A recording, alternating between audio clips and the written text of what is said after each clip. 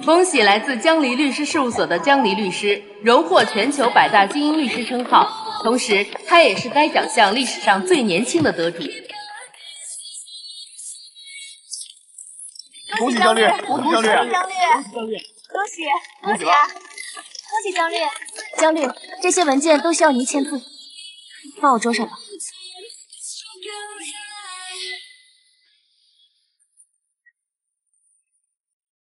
我江离愿意做他的替身，只要你能偶尔来陪陪我，我不要钱，也不要名分，只要你给我一点点爱。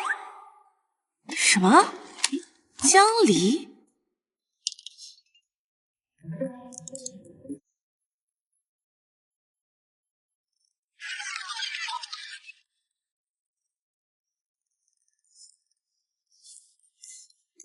哭闹、割腕、抱大腿、被求爱，这是什么智商滑坡剧情？江离还跟我同名，要是换我穿过去，第一，刷爆 buff 的黑卡；第二，收购他的公司；第三，叫这狗男人跪地唱征服。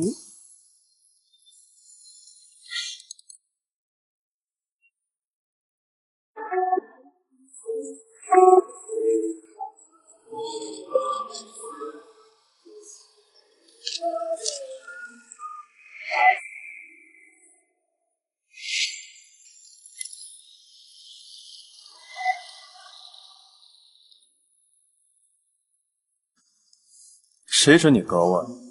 他的手洁白无瑕，你割了就不像他。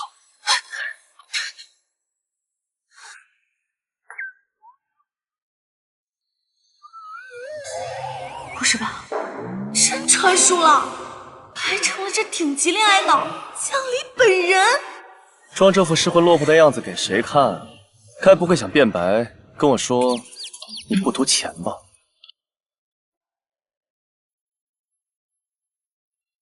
当然不是。亲爱的副总，对不起，以前是我不懂事，今后我一定会好好扮演您的白月光的替身，顺便掏空你的财产，让你知道什么叫装逼你遭雷劈。他怎么回事？这微笑怎么那么像我来表示柜姐看我的眼神？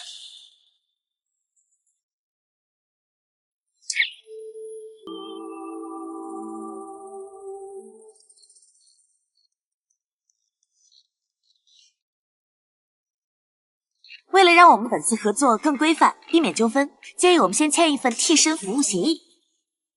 合同？你又在玩什么心机？该不会是想契约结婚绑住我吧？我告诉你，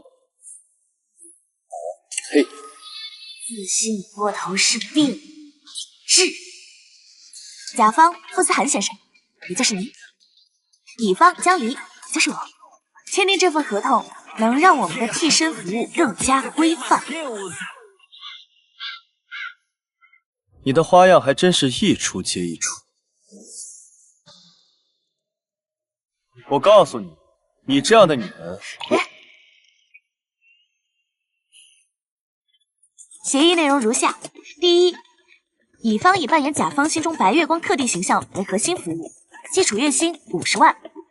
也就是说，我每个月扮演你的白月光，你每个月付我50万，没问题吧？他是真的在和我谈钱。4月1号支付。第二，若甲方需对乙方进行轻微言语侮辱，用于烘托虐恋情深分为按次计费，每次5000元。所以，像刚才这种情况，您就需要补位。你以为你虚张声势就能改变我的心意？念，继续念。算了，你自己看吧。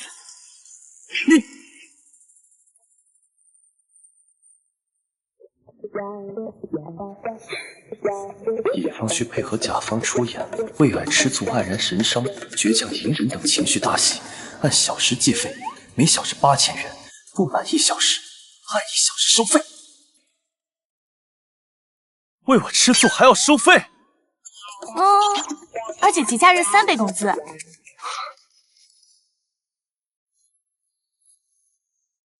你以为你欲擒故纵就能引起我的注意？江离，你也太高看自己。不愧是古早霸总文的男主，这个逻辑简直不是人。最重要的我还没说完呢。如果由于甲方原因导致乙方在履行服务期间受到来自第三方，尤其是我方的竞品，也就是您的白月光小姐的干扰，导致服务临时终止，您需要支付违约金。你竟然敢说它是商品？江离，你脑子里装的是什么？水泥还是法典？这个疯子！副总，若乙方受到来自甲方的暴力威胁，致使乙方产生实质性心理创伤，甲方根据补充协议条款，需要向乙方支付10万元精神损失费。好，你想玩是吧？我陪你玩。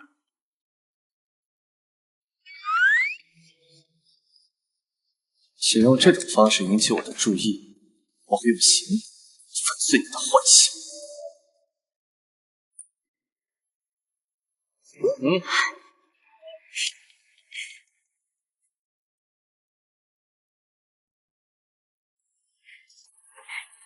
合作愉快，副总，江离，工号001，携程为您服务。上钩了，傅思涵，一个会行走的 ATM 机，我即将榨干你的价值，称霸整个世界。明天是安然回国的接风宴，你陪我去参加。好啊，不过这属于额外的通知加班，您需要支付特殊场景表演费，当然礼服和造型要另算。总计是73000元。总裁，你是现在转账还是？转账。明明是想捉弄我，怎么反而有种花钱请人给我添堵的感觉？款项已收到，谢谢回复，欢迎下次光临。接下来我们可以讨论一下宴会造型的问题了。请问你这边有指定的造型团队吗？如果没有，我这边有几个备选方案，性价比都比较高。性价比？你看不起谁呢？跟我走。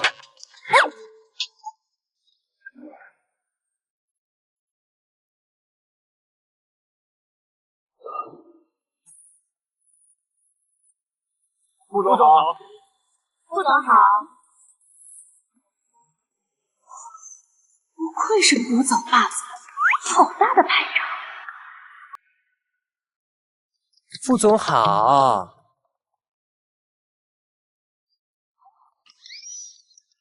副总，这位是谁啊？这位是我的女伴。哼，多半是某个想攀高枝的花瓶。副总，礼服裙已经为您准备好了，都准备好了。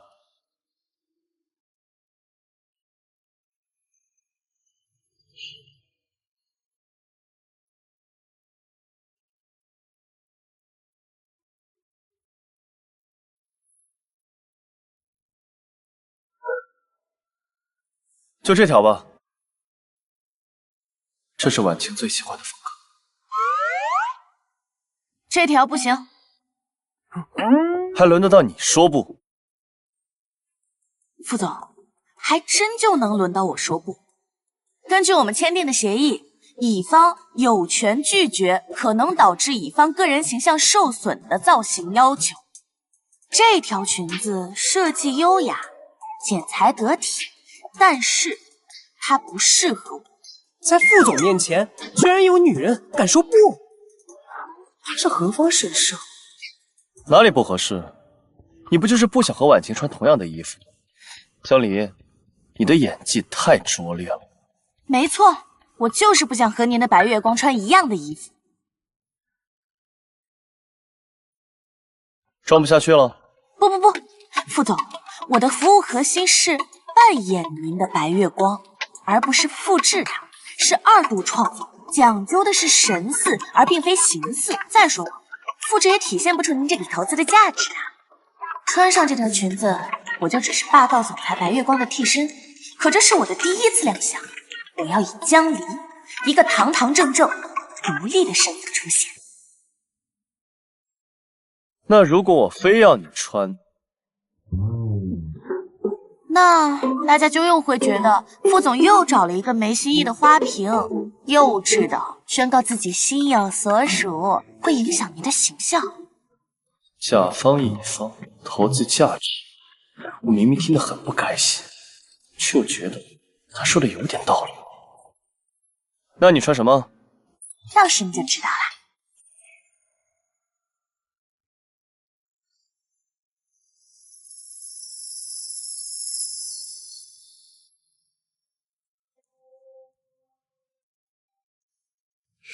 谢谢大家。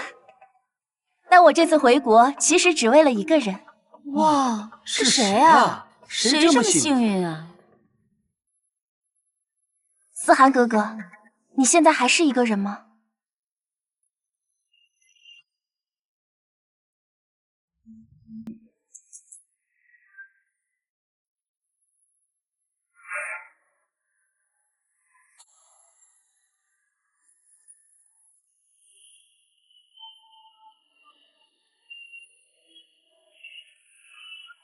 这哪家的千金啊？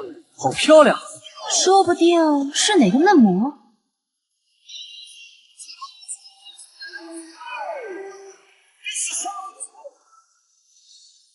副总，10点钟方向，姚安然小姐的指甲已经掐进手心了。现在要我喂你吃个葡萄吗？你的警惕性比猎犬还高不少。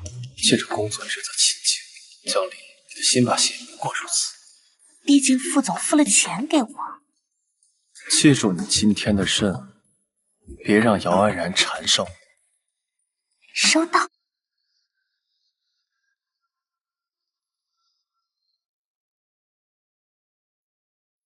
思涵哥哥，这位新妹妹，不介绍一下吗？妹妹，你好年轻啊，还在读大学吗？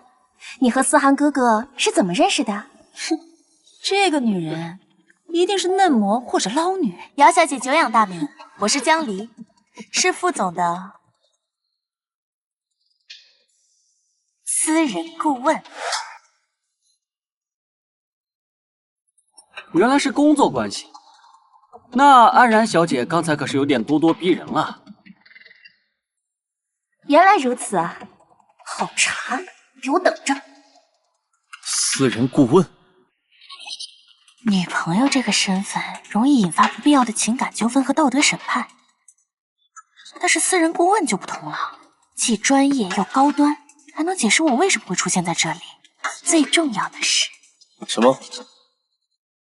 这个头衔很贵，完全符合你为我支付的薪酬标准。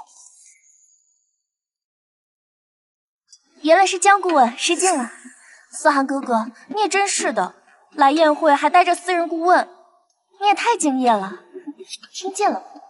你就是个完成工作的工具人。嗨，没办法，副总的业务比较繁忙，风险无处不在。我作为他的私人顾问，需要24小时待命，以确保他的每一项决策、每一个合同都万无一失。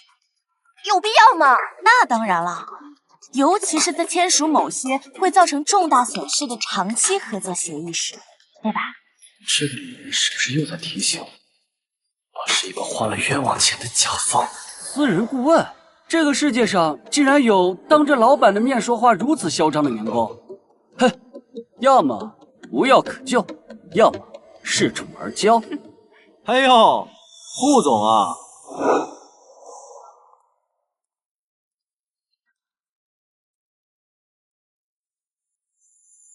副总，这么重要的场合，怎么带了位新面孔？既然哥哥就是这个女人，霸占思涵哥哥，还欺负我。副总，这该不会是你的新宠？这天生长这样，还是照着谁整容了？我是副总的私人法律顾问，我叫江离。另外，你刚才说的话已经对我人格造成侮辱，我可以追究你的法律责任。居然觉得长得像婉晴是侮辱，胆子真是大了。让陆景然教育一下他也好。法律顾问，这么年轻吗？不知江律师毕业于哪所名校，专攻哪个领域啊？怕不是专攻劳动法，帮副总剥削员工的吧？副总，我们都知道你有钱，可你千万不能为富不仁呐！在我的场合抢我的男人，现在我就要你下不来台。陆总说的没错，作为一名律师，我确实对劳动法颇有研究。哦，你承认了，你就是专门钻劳动法漏洞，然后去压榨普通人的无良律师。副总，把这种品德败坏的人放在身边，睡觉能安心？思涵哥哥，你快把他赶走！陆总理解差了，熟读劳动法无关剥削，而是关乎契约精神。好一个契约精神！小丫头，你的口才不错呀。不过商场如战场，光说可没用。我听说副总前段时间在城南竞标的那块地失手了。我听说这个项目的价值非常高。思涵哥哥，不知道那时候我们才华横溢的江律师要在哪里为你保驾护航呢？这块地我并非竞标失败，而是主动放弃，这是公司机密，江离不知道。从前有人和他大声说话，他都会怕，现在2个人盯着他，我要看看他还能装多久。陆总，看来您的消息很灵通啊，不过您得到的消息不够全面。他居然不怕，肯定还在应酬。哦，这其中还另有隐情。江小姐，你可不要为了面子，什么话都乱说啊！好了，差不多行了。你不过是想学上流社会的名媛对工作项目侃侃而谈，但也要学会接受想法和现实之间的差距。副总就那么笃定我对生意上的事情一窍不通？你整天在家里就是端茶递水、熬汤煮粥，怎么可能知道？事实上，副总之所以失手，是因为那块地的地下水存在轻微汞污染的隐患。汞污染？你乱说的吧？姚小姐可以去查阅一下相关报告，事实胜于雄辩。还真是这样。竟然让江小姐你说对了，这不就是个花瓶吗？她怎么知道这些？肯定是副总裁告诉她的。傅家的团队给出的结论，远不及像你自己说出的地下水汞污染这般精准致命。他到底是怎么知道的？废话，整本小说我都看完了，怎么能不知道？陆总，您现在明白了吗？副总不是失手，而是主动放弃。小丑，江小姐，你的专业能力让我敬佩。刚刚是我唐突了，我还有事，我先走了。家人哥哥，陆景然可是公认的混世小魔王，今天居然在他手上吃了瘪，有点意思。嘿嘿，副总真是好眼光呀，江律师真是年轻有为啊！不知道江律师在哪个律所高就？刚好我们公司也在接洽新项目，不知道有没有机会邀请江小姐来做我们的项目顾问呢？当然。期待合作。今晚宴会来往的都是生意场的大人物，谁要玩抢男人的游戏？再说了，抢男人有什么意思啊？抢男人饭碗才有意思。我是今晚的主角，我才应该站在思涵哥哥身边，我才应该被所有人顶礼膜拜。江离，你算什么东西？思涵哥哥，我有点累了，而且有些话我想单独和你说。我们去那边露台坐一会儿，好吗？好。哎，安然小姐，请等一下。果然奇了。根据我跟副总签订的协议，在公开社交场合，我需要全程陪同，以应对任何可能产生相应的商业或法律风险。凭什么？为什么？我难道还会害思涵哥哥吗？我看你就是想插足我跟思涵哥哥的感情。安然小姐，这是我的工作。当然了，如果二位坚持需要私人空间，也不是不可以。那么我本时段的工作时间将提前终止，并且副总仍需支付全时段的费用。你不就是想要钱吗？思涵哥哥有事，你哪凉快哪待着去，别在这儿影响我们了。好，我给你钱，让开。当然可以。姚小姐，副总若因与您的私人会谈产生任何具备法律效应的口头承诺或财务纠纷，是另付费的，起步价10万元。该费用需要姚小姐来承担哦。好了，江离，吃醋也要有个限度，你再这样的话就没意思了。副总，这是我的工作，请您明示我要继续工作还是支付费用。江离，副总请明示。好，江离，我给你钱，我倒要看看你还有什么花招。收到，多谢副总。那祝二位有个愉快的夜晚，拜拜。真走了。思涵哥哥，现在没有外人打扰我们了，我们去好好说会话好吗？安然，别这样。江离，回来。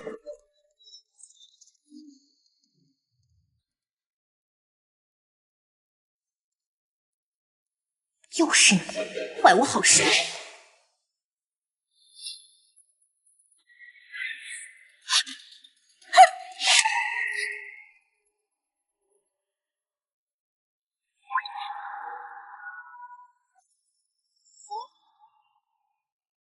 他竟然第一时间护着我，难道是怕我要借机讹他？我肯定是疯了。对不起，江小姐，我不是故意的。思涵哥哥，安然，你不该这样。思涵哥哥竟然帮着他说话，刚刚就该把酒杯往他头上扔。姚小姐，暂且不论你这拙劣的演技，你知道我身上这件礼服多少钱吗？我又不是故意的。再说，你个小顾问能穿多贵的礼服啊？完了天了，今年早秋高定系，全球限量3件，因为要加急使用，副总还特意支付了30%的额外费用，一共188万。什么？188万就这么毁了？这也太奢侈了吧！你敢让我赔？你知道我爸是谁吗？一条裙子而已，算了。当然要你赔了。根据民法典第1184条，损坏他人财物，要根据财物发生损失时的市场价格或其他合理价格赔偿。姚小姐，我不知道令尊是谁，在哪里高就，但是弄坏了别人的东西就是要赔。该不会还要赖账吧？当然不会，小钱而已，我也不会放在眼里。只有像你这种来自社会底层的杂碎，才会这么斤斤计较。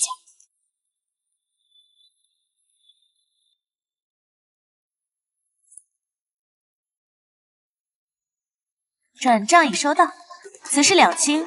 温馨提示：您刚才说的话对我造成了人格侮辱，我保留起诉您的权利。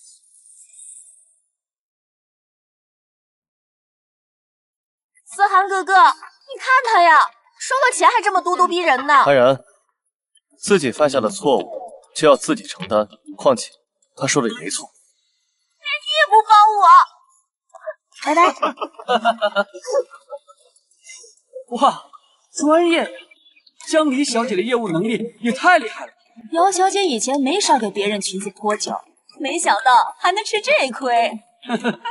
报应虽然会迟到，但一定不会缺席的。大家以后有相关业务上的问题，欢迎咨询我啊！欢迎，欢迎，欢迎。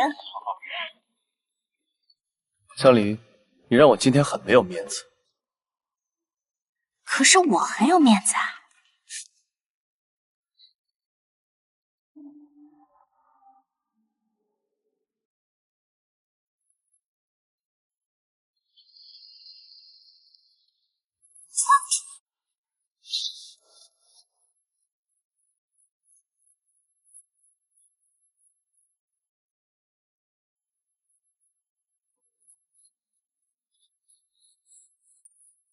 谁让你欺负安然的？想引起我的注意，也要适可而止。副总，你疯了吧？我为什么要引起你的注意啊？因为你喜欢我。我喜欢你。那为什么心甘情愿过来做我白月光的替身？为了钱呀。同样的把戏用一次就够，多了可就腻了。我说的是真的。现在就业环境这么困难，年薪千万的工作可不好找。哦，对了，副总，今天晚上这种情况属于特殊情况，我已经给你妥善处理了。账单我稍后发到您的邮箱，合计177万。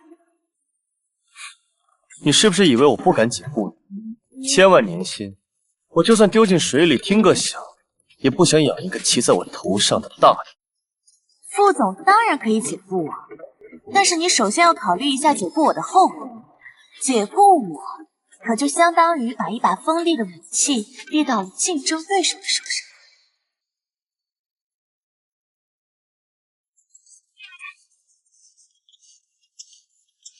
威胁我，这就是你的新把戏？友情提示：合作协议第19条第2项，如果甲方无故解约，需要支付乙方3倍现金以及3000万左右违约金，并在解约合同签署24小时之内打款。另外，你还想做什么？解约后，我跟您之间就不再存在任何雇佣关系以及保密协议的约束。如果这个时候有第三方，比如说陆氏集团，以更高的薪资聘请我，见钱眼开，说不定就……所以，我不仅要付给你那荒唐的服务费，还要继续承受你的顶撞，否则就要付给你3000万，外加承担你倒戈的风险。Yes。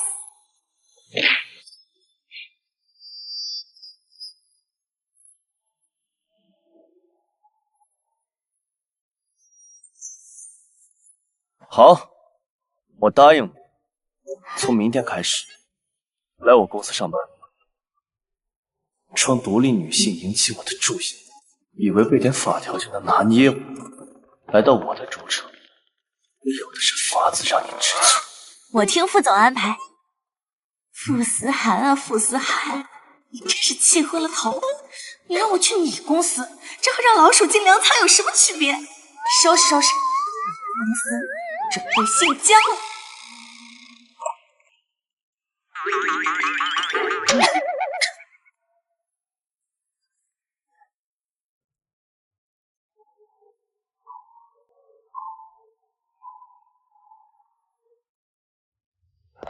江小姐，总裁说让您先在这里办公。傅思涵，也就这点小伎俩，真幼稚。江小姐，要我说，您怎么会想不开啊？像之前那样在家里享清福不好吗？出来工作多累啊！在家享清福？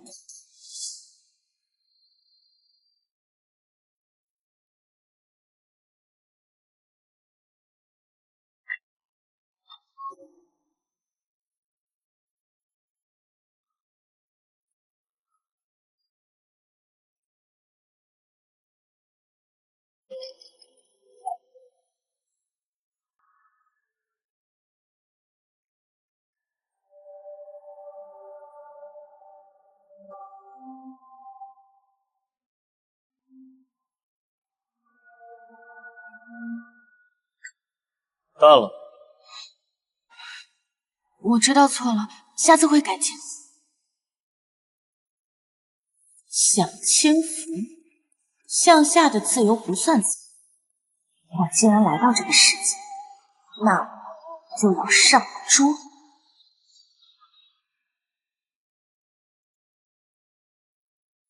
周特助，麻烦你记一下。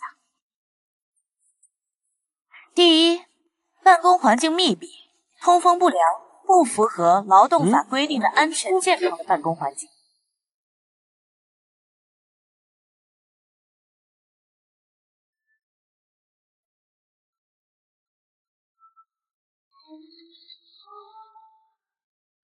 第二，通讯设备落后，无法接入公司内网，无法进行视频会议。第三，作为年薪千万的危机公关处理专家，我在这里办公严重影响富氏集团的品牌形象。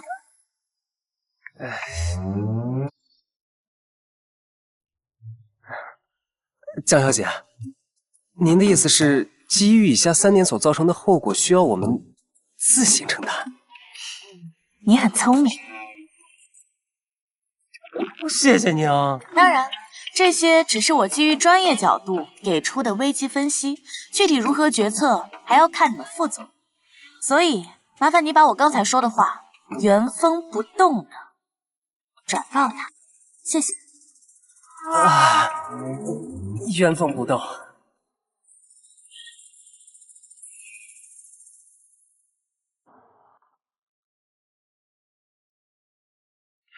怎么样？他知道错了吗？现在是不是已经哭着回家了？江小姐对您安排的办公室提出了3点要求，并且声明，如果因为这3点引发的后果，您自行承担。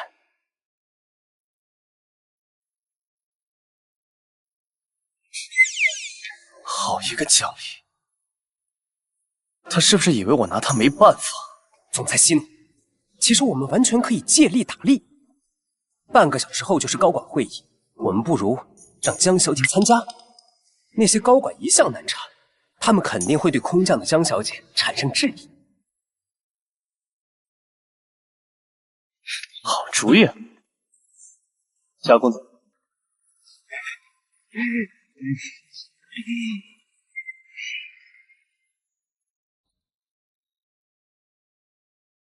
听说昨天副总带一个小蜜去参加宴会，闹出了不少动静。今天还来呢。哼，不过是个初出茅庐的小姑娘，有点书面上的知识，真把自己当人物了。我看啊，就是在副总面前长脸，和安然小姐争风吃醋，不成气候。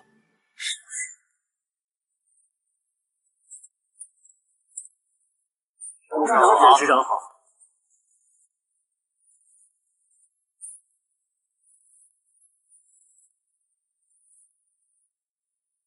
准备开始开会。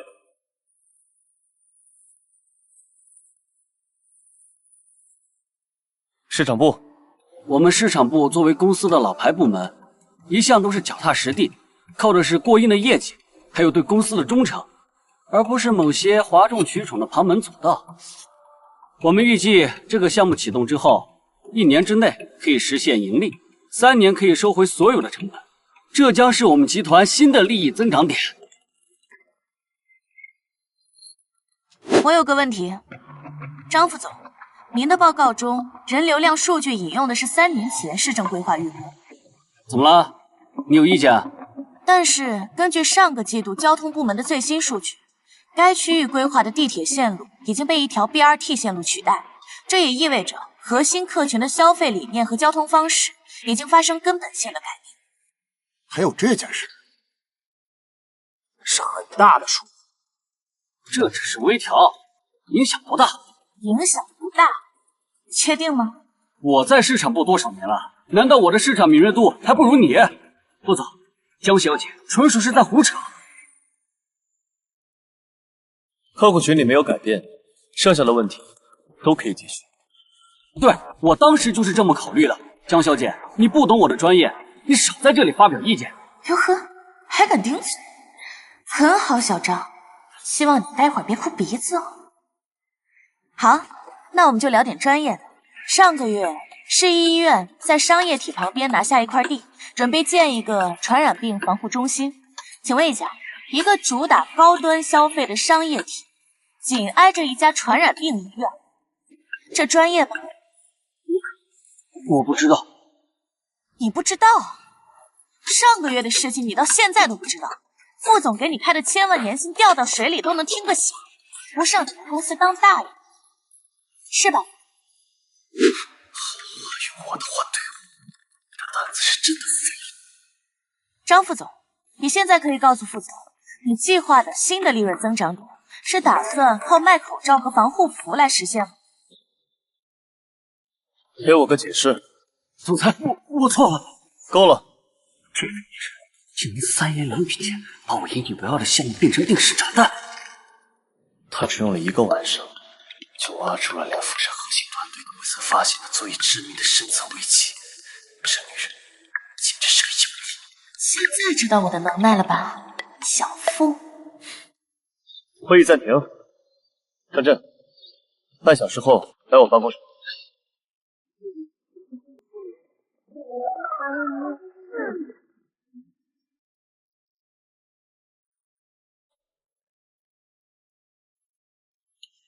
副总，明天上班前，我希望看到符合我身份的配置，否则的话，我之后的工作恐怕只能在您的办公室完成了。看见了吗？敢解雇我？知道没有我的富士集团埋着多少像城西项目这样的地雷吗？关区人事部，让他们给你换，就换到我隔壁那间，那是仅次于我本人，视野最宽广、面积最大的副总裁办公室。谢谢。另外，副总，刚才是您第2次对我说过，记住，事不过3。乡里，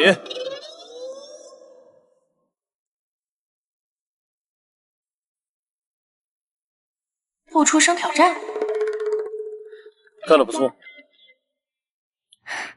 虽然我很不想承认，但是他确实具备非一般人力具备的远见、能力、谋略和智慧。或许我应该对他态度好一些，毕竟他为了帮我，付出了时间精力去学习。大哥，你憋了半天就说这个，副总满意就好。不过这是另外的价格。另外的价格？是的，副总。根据我们的替身服务协议，我的服务范围包括扮演满足甲方情感需求的特定角色，但并不包括对富士集团重大投资的商业尽责调查、风险评估以及危机干预。所以呢？所以刚才会议上的行为属于超纲服务。当然啦，您对我个人能力的认可，我心里了。不过，认可不能代替报酬，专业需要专业定价。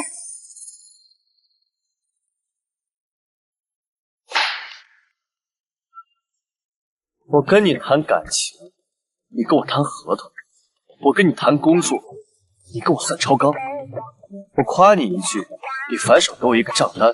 江离，不是人，你是一台精密的仪器，这根本不是替身，是南宋的服务。这个游戏是副总您同意了的呀？怎么，您反悔了？你最好适可而止。我不喜欢你现在的样子。副总说这么多是为了不给我钱吗？咱们2个都这么熟了，我可以给你打折的。不用，你就说吧。我一句干得不错，值多少钱？详细的费用我可以在午休前发你。我可以回去工作了吗？别耽误我赚钱的时间了。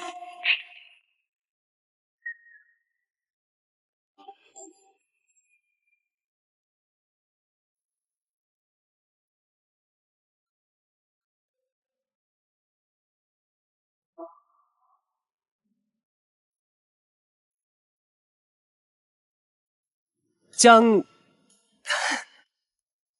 顾问，这是您的新办公室，您看还需要什么，我马上安排。这和半小时前那个5平米的储藏室是地狱和天堂的区别。通知 IT 部，半个小时之内，我要公司最高权限的内部网络端口。哎，等一下，我要一杯黑咖啡，不加糖不加奶，谢谢。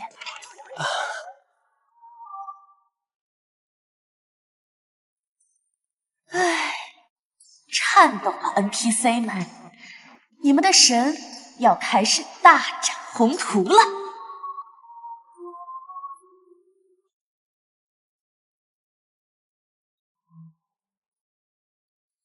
总裁，江小姐的事情处理好了，关于张经理的处理也发不下去了。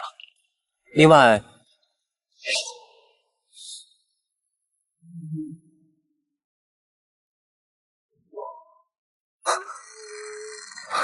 好，很好。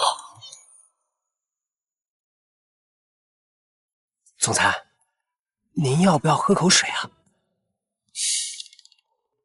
但我怎么突然觉得江离说的对啊？啊，总裁，您糊涂了？他的处理方式虽然没有感情，但却是顶级、绝对理性，以其利益为唯一导向的最佳商业解决方案。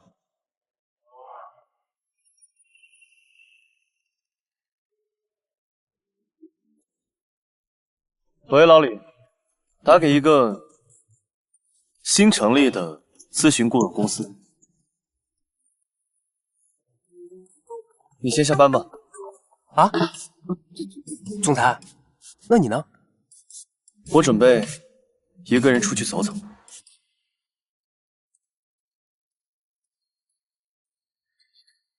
去哪儿？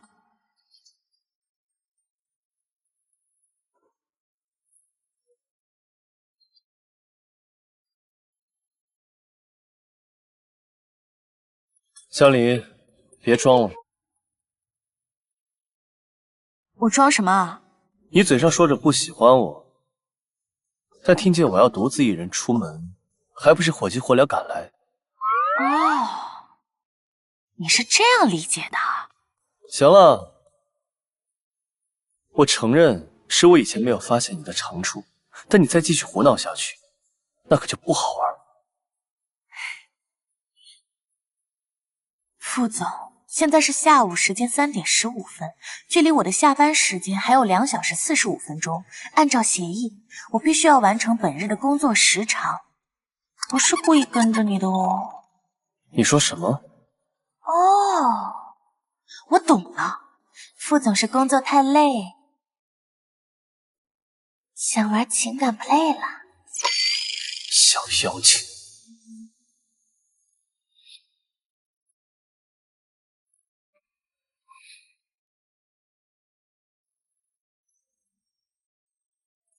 副总，情感演绎需付费。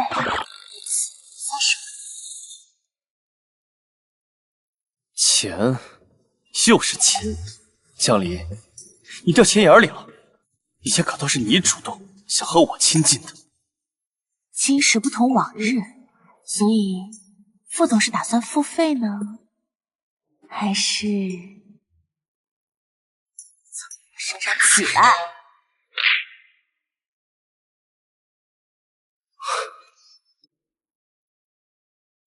江离，我最后再警告你一次，欲擒故纵的把戏玩多了就不好玩了。合同赋予了你随时向我付费的权利。开车。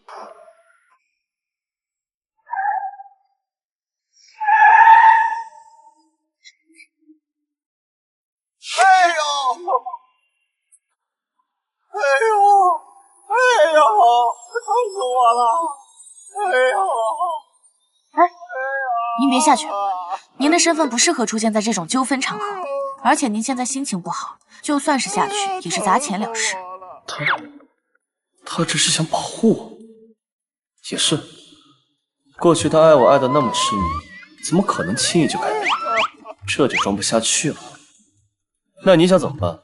让他继续躺着？严重啊！您坐着，我来解决。碰瓷儿很好，到我的主场。那你小心一点。哦！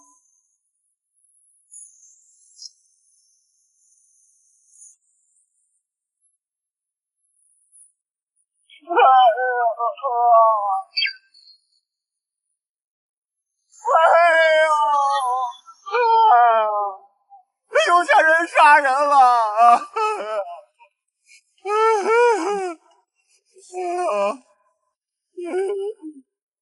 有钱人了不起，有钱人就可以随意撞人啊！真是世风日下，这什么男人？遇到事让一个小姑娘解决，算什么男人啊？就是啊，下车，快下车！是男人就下车，男人就下车，赶紧下车吧。麻烦，早说了砸钱了事。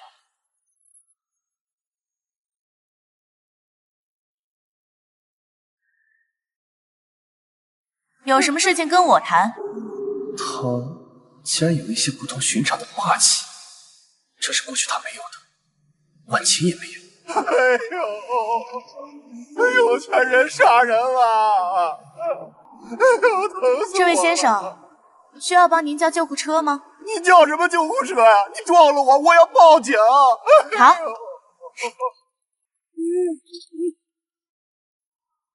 喂，你好，是报警中心吗？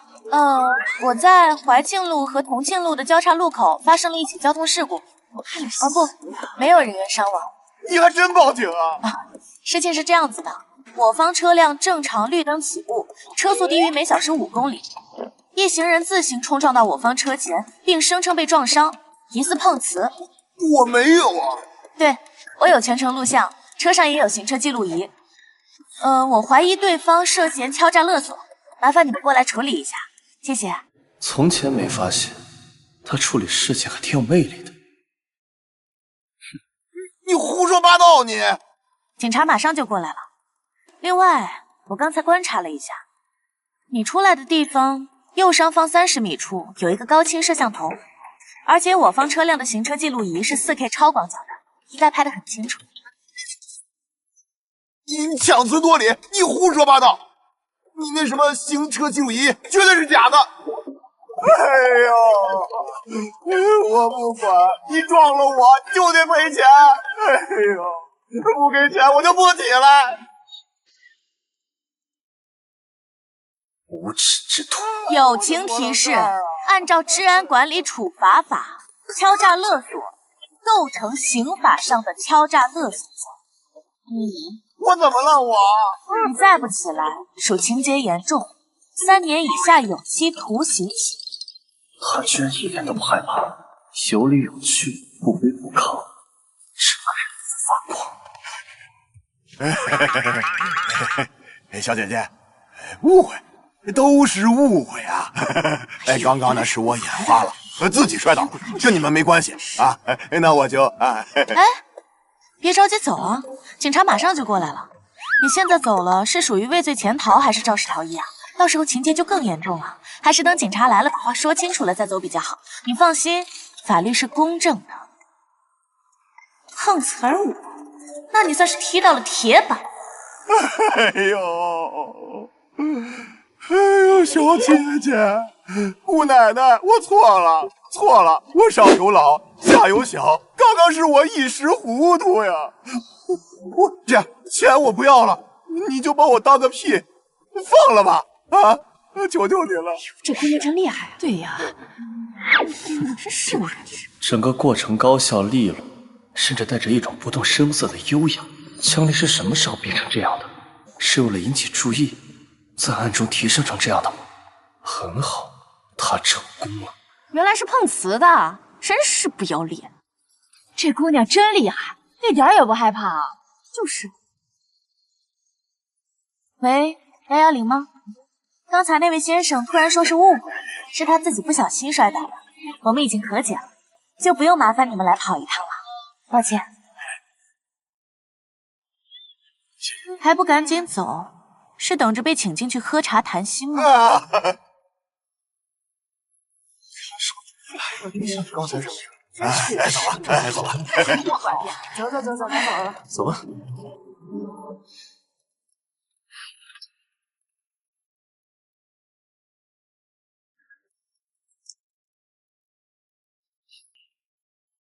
你以前处理过这种事情？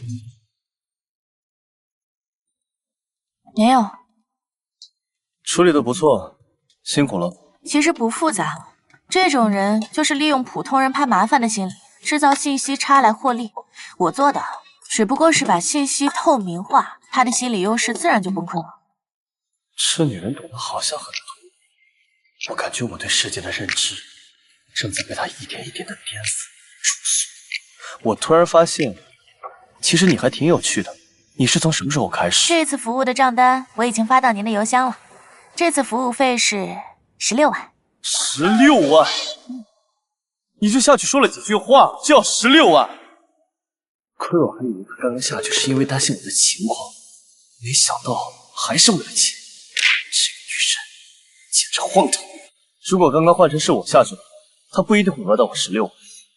没错，刚才如果是您下去，大概就会砸5万块钱了事。对方看您开着豪车，应该会坐地起价，最后你应该会花差不多10万块钱。原来你心里还挺清楚。但是，我刚才只花了5分钟的时间，就给您省了起码10万块钱，还规避了无法估量的品牌形象损失，维护了你一下午的好心情。这样算下来，是不是觉得16万还挺值？好，他没讹到的部分换你来讹。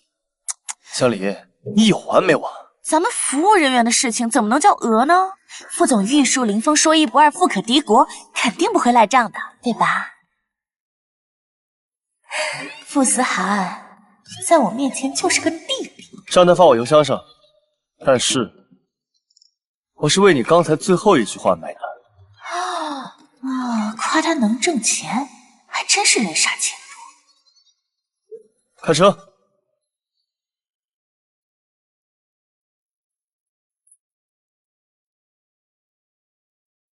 思涵，这么巧，你身为副市总裁，不在公司里加班，跑到这儿来做什么？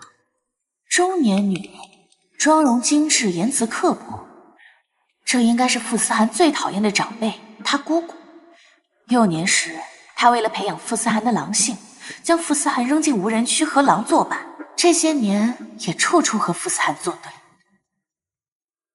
这位是哪个会所里新来的公主吗？表哥，你眼光越来越差了。姑姑，她不是。傅女士你好，我叫江离，是傅总的私人危机顾问。傅家极重长幼尊卑，傅思涵动不了傅婉君，可我又不姓傅。傅婉君，准备好接招吧。这什么时候做的名片？这可是我昨晚加急做的，烫金雕纹，金属质感，尽显格调，和我的身份很配吧？私人危机公关顾问，现在的年轻人名字起的一个比个花哨，说白了不就是个小助理？小看我，看来昨晚的事情还没有流传开啊。妈，你别这么说，思涵哥身边什么时候缺过会照顾人的助理呢？菲菲，说话请注意分寸。江小姐，不是你口中说的那种女人。表哥，你还护着他，我们才是一家人。妈妈，你看哥哥。林小姐，您刚才的言论虽然是在私人场合，但是已经对我的职业造成了污名化的描述。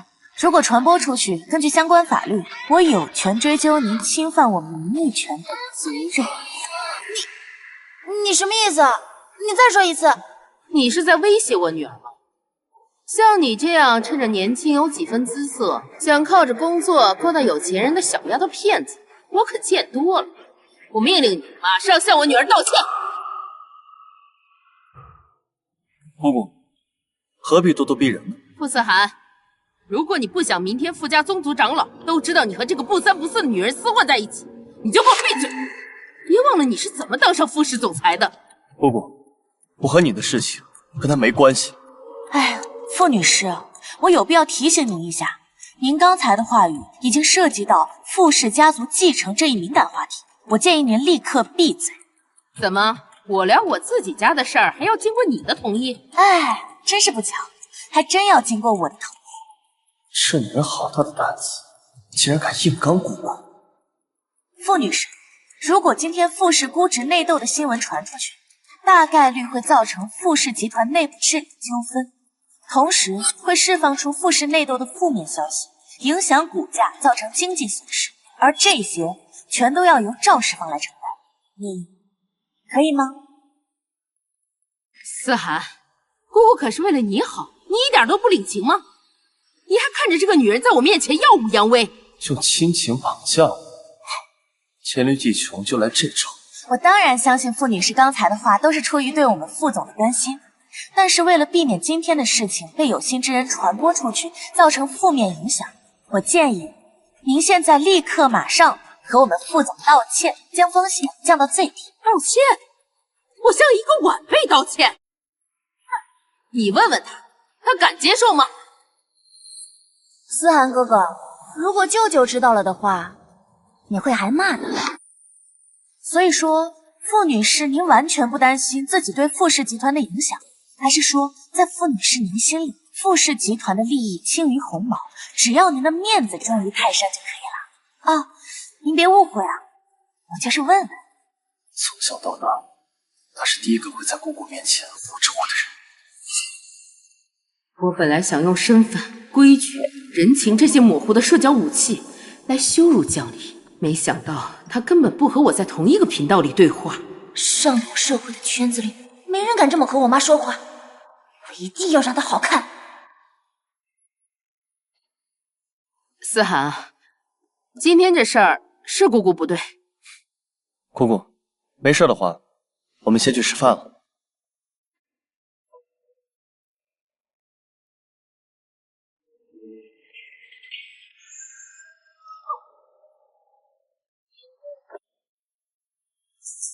敬你，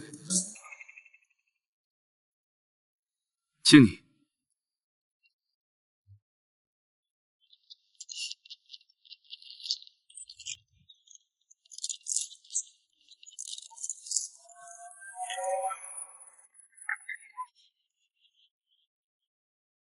这是第一次。傅总第一次敬人酒。从前我姑姑仗着傅家的权势，不把任何人放在眼里，包括我。这还是我第一次见到他们被人按在地上摩擦，还是被一个来自低阶层的人才，一个你们这辈子都不可能瞧得上的人。抱歉，我不是这个意思。有也没关系，我无所谓，因为什么？因为他内心强大。因为不管是你还是你的家人，你们怎么看我，我都不在乎。我又不可能一辈子为你们而活。不在乎？那他刚刚护着我是做什么？欺骗我的感情吗？江离，你变化很大。说来听听。从前你都是害怕我离开你，现在你好像什么都不怕。恐惧都是来源于未知和失控。当我了解了规则，并且能预判所有可能发生的结果，其实就没什么值得恐惧的了。恐惧是弱者的事情，我可不是弱者。包括激怒我离开你。副总，你胡说什么呢？你明明是不可能离开我的。我就知道嘛，你的心里还是有我的。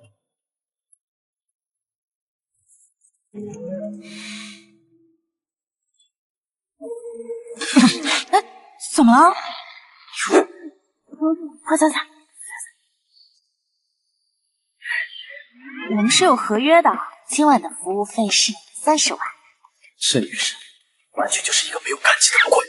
谈感情多俗啊！要谈我们就谈钱。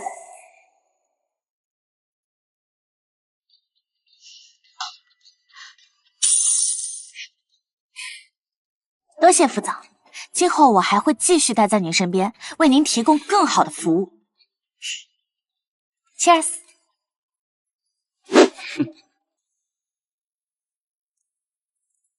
哟，周特助，这么晚了怎么过来了？是要聊工作上的事情吗？现在可是已经过了工作时间了，记得问他要加班费。我谢谢您啊，江小姐。不用客气，以后有任何劳动纠纷上的问题，都欢迎来找我，我给你友情价。我还想多活2年呢。江离，我给他开的是最高时薪。哇，那你人蛮好的，但是这并不代表你不需要支付他加班所产生的加班费。加班费我会给你的，跟我来趟书房。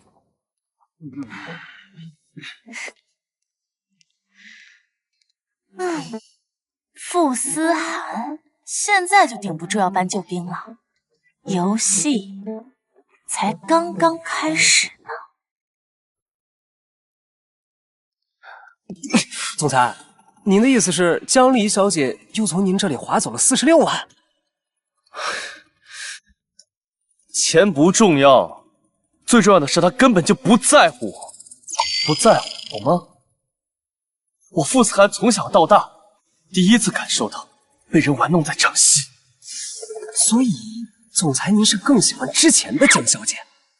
从前的江离像个只会妖宠哭闹的洋娃娃，所有的喜怒哀乐都围绕着我，没有攻击性。虽然温柔好掌控，但更多的像一个假人。哦，我知道了，总裁，您更喜欢现在的江小姐，但不喜欢她用钱去衡量你们两个之间的关系。哦，你很聪明嘛。有没有什么方法把现在的他和过去的他结合一下？啊，我来解决。不然我雇你干嘛？对，我来解决。加班费不挣也可以吗？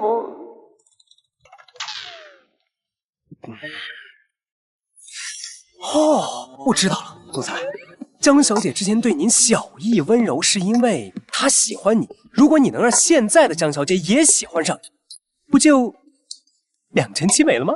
嗯，很好，你来想个办法。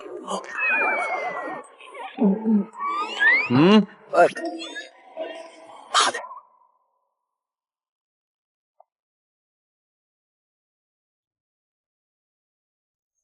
首先呢，女人都是视觉动物，对男性健壮的肉体有着动物本能的贪念，而且清早头脑没开机，半梦半醒，最好拿下。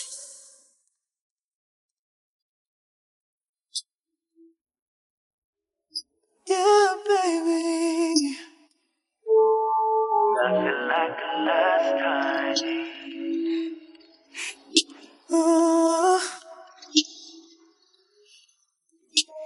I've been waiting. I'm finally here in front of you.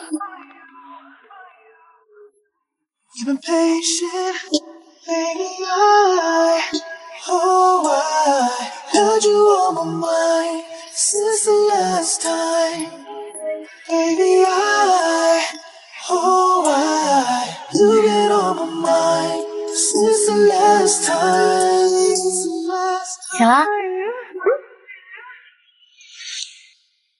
这么大人了还不会传好人？霸道总裁是不是脑子不太好啊？有没有觉得我今天哪不一样？不一样。吐司、火腿，还有边缘蛋白凝固，蛋黄仍在流淌的完美水波蛋，旁边配着几颗色泽鲜亮的浆果。这份早餐完全是按照我的喜好定制的，就算是要收钱，他也是为我花了心思。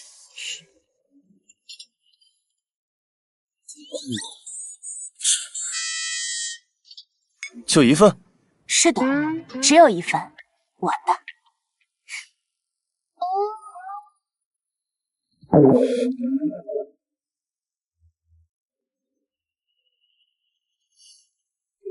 我也要一份。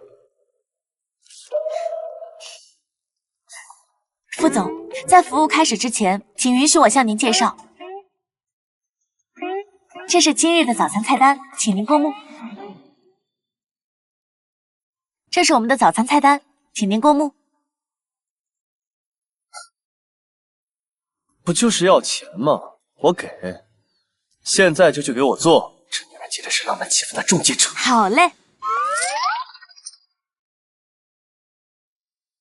吃什么？我都要。好。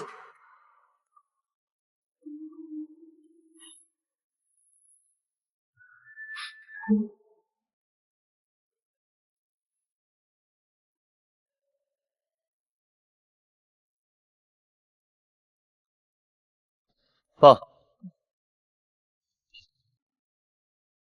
我知道了，这件事情我来解决。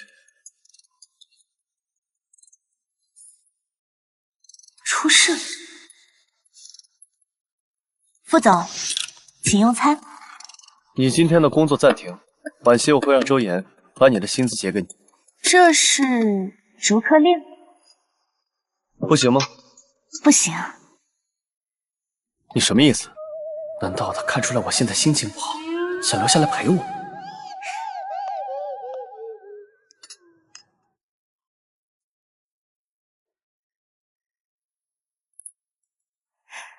副总，根据协议，我需要识别评估并规避一切可能对甲方以及您的商业价值、公众形象及核心事业等负面影响的潜在或潜在风险，其中包括但不限于由于甲方的个人家庭关系、私人纠纷以及相关社会网络所引发的系列风险。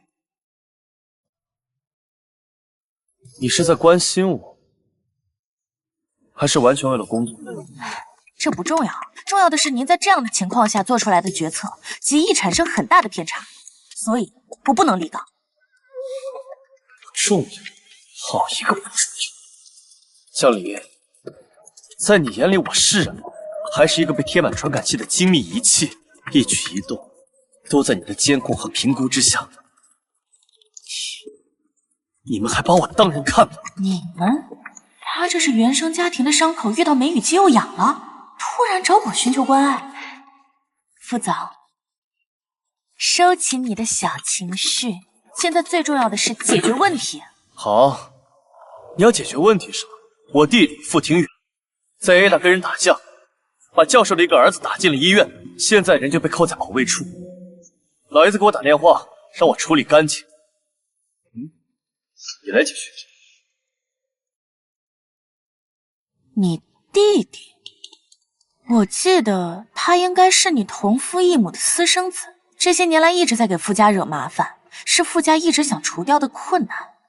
他竟然记得这么多和我有关的事，所以这件事情一定要我来解决。他是不是担心我解决不好这件事，会被家里人惩罚？家族丑闻、校园暴力、名人后代潜在的舆论危机，这可是顶级的项目，肥水不流外人田啊！副总，请您给我个机会。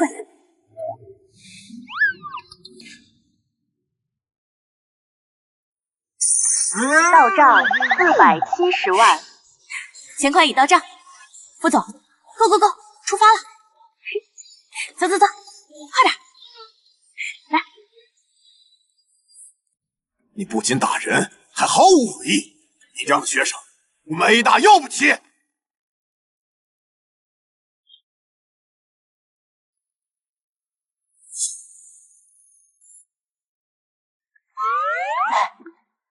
他就是你弟弟啊？怎么？没你帅。都什么时候了，还说这种话？快处理事情。手当。你就是这个纨绔的家长？孙教授您好。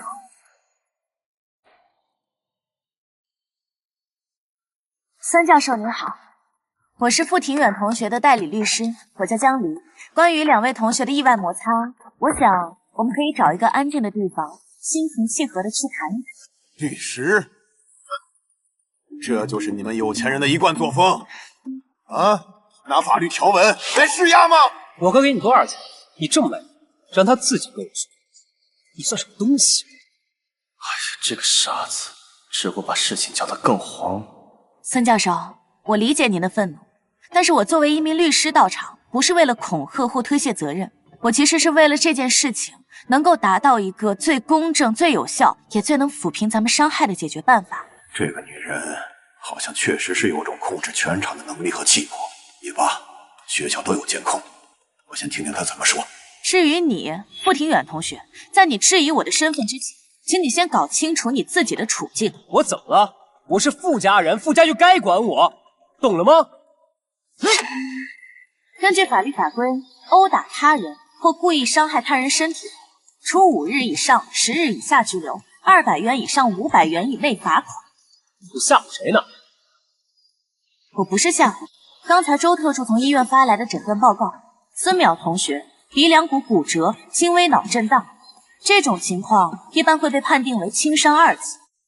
你要面临的是3年以下有期徒刑、管制或拘役。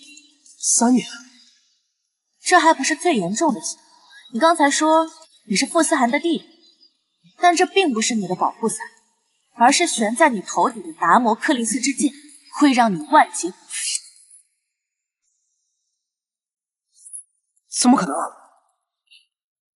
想想看，这件事情一旦诉诸法律，媒体会怎么报道？傅氏集团子弟涉嫌校园暴力、殴打他人，这样一条新闻，傅氏集团的股价会下跌几个点，一个点就是数以万计的蒸发。这样，傅家还会接受你？我不想这样。哥，你救救我啊，哥！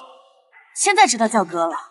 你用你哥哥辛辛苦苦维系的企业声誉，去为你自己的愚蠢和暴力买单。你伤害的不只是一个同学，还有你哥哥和成千上万傅氏集团员工的饭碗。你现在还觉得自己很威风吗？自己犯下了错，就自己解决。这么多年，傅庭远就像个定时炸弹一样存在于我的生活。今天终于看见他自燃了一次，分解气。江离，干得不错。这破小孩，当时看书的时候就看你不爽，今天勒到这个鸡子，那还不得狠狠地整整？没想到啊，傅家请来的律师第一件事不是袒护，而是把自家人骂个狗血淋头。看来傅家是明事理的。孙教授，真是让您看笑话了。我们对傅庭远同学的管教确实存在严重的失职。那接下来我跟您聊一聊这件事情的解决办法。第一，关于孙淼同学的伤情，我们会无条件的承担他的所有医疗费、事后住院费以及营养费，还会给出一个足以表达我们歉意的精神损失费。我们会立刻派人送傅庭远同学去医院，给孙淼同学致以最诚挚的歉意。我去，我马上就去。还有，他会亲笔写一封不少于3000字的检讨，在我方跟校方的共同监督下，在学校的公示栏、公示一中接受全校同学的监督。第三，至于校方的处分，我们全部无条件接受。我们接受 A 大校规对于傅庭远同学此行为的任何处罚。你们愿意让他接受当众检讨，接受处分？本来就该是这样，不是吗？不管是留校还是记大过，故意伤害他人，犯了错就是应该承担责任，而不是因为仗着自己的家世想要逃避责任，这才是社会准则嘛。如果真能让他做到这些，我可以代表我儿子接受和解。谢谢孙教授。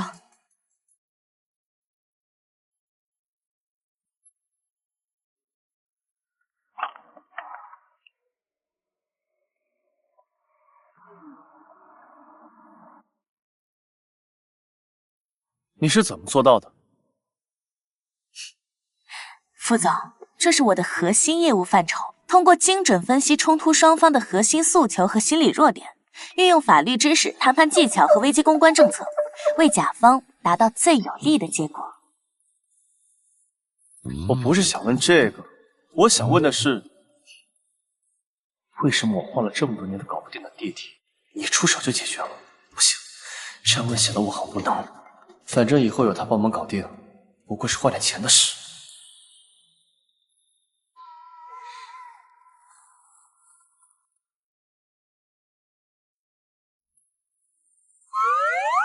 副总，这个价格买你弟弟未来10年的安分，很划算吧？就这几句话，划算？不划算吗？我认命了。行，你说什么就是什么。哎，好啦，现在事情已经圆满解决了。您是打算回公司呢，还是现在去医院看望一下孙淼同学，以示您作为兄长的关怀？你就没什么别的想和我说的吗？比如说，我虽然坐拥傅氏财团1000亿资产，但其实背后藏着原生家庭埋下的定时炸弹。你就不该说点什么吗？您是想让我心疼您一下？开车。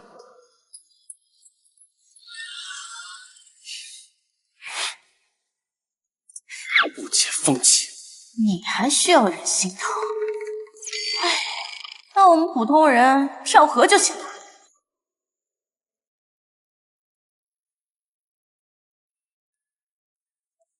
副总，早。周五晚上有个慈善晚宴，到时候有很多重要的商界人物到场，你陪我出席。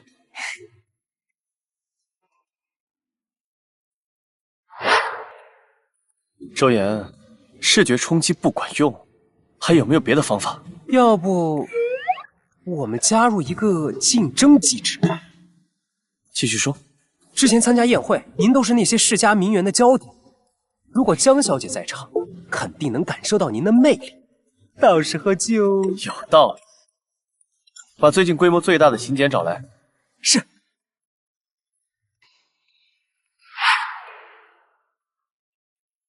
好的，我一定陪您去。拓展人脉的好机会啊！他果然是怕我被别人抢走。那你先去准备吧，衣服、首饰什么的，去 Lisa 那儿。我已经准备好了。这么快？当然，副总，关于高端商务社交场合陪同服务，我的服务章程里有具体的。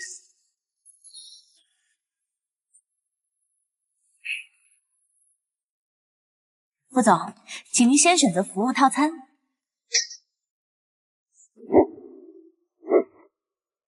我让他去准备衣服首饰，他就给我准备个这有什么区别吗？区别在于，您是想让我做一个漂亮的花瓶呢，还是想要一个能为您挡子弹，甚至能为您抢碉堡的靠谱战友？宴会什么的最好挣钱了。傅思涵，准备好钱包大瘦身吧。豪华定制，我堂堂傅氏集团继承人，钱多到这辈子都花不完。要用就用最好。这种场合，万一出了什么幺蛾子，绝对会非常棘手。与其那时候在手忙脚乱的为江离家收突发事件处理费，不如一开始就买个顶配。唉，图个清静。副总大气，要的就是你这句话，傅大鱼。接下来我为您介绍一下合同的具体内容和细节。豪华定制套餐，起步价60万。鉴于这一次的媒体曝光度很高，我们需要承担您的形象风险和公关压力也会相应提升，价格上需要小小的上浮20%。没问题。另外，考虑到您过往比较吸引麻烦的体质，我这边建议您增加一个前任或白月光或潜在情敌突发应急预案，售价8万8。预案一经启动，效果童叟无欺。行，好嘞。只要这次宴会能让他重新燃起对我的狂热追逐，这些都不算什么。总计88万8888，账单已经发送副总的邮箱，还请在活动开始前完成支付。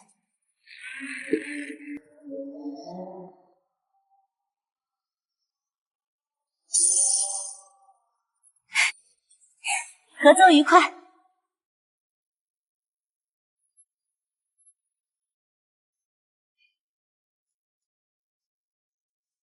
副总，您一个人来的吗？可以喝一杯吗？不好意思，我的女伴马上就到。我现在很期待江离要怎么出场，才能配得上我88万的套餐。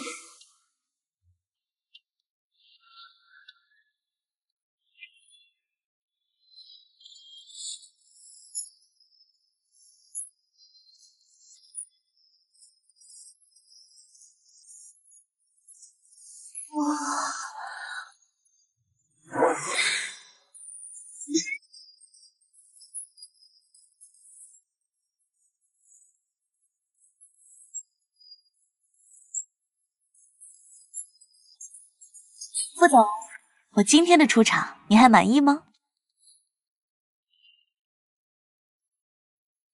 物超所值。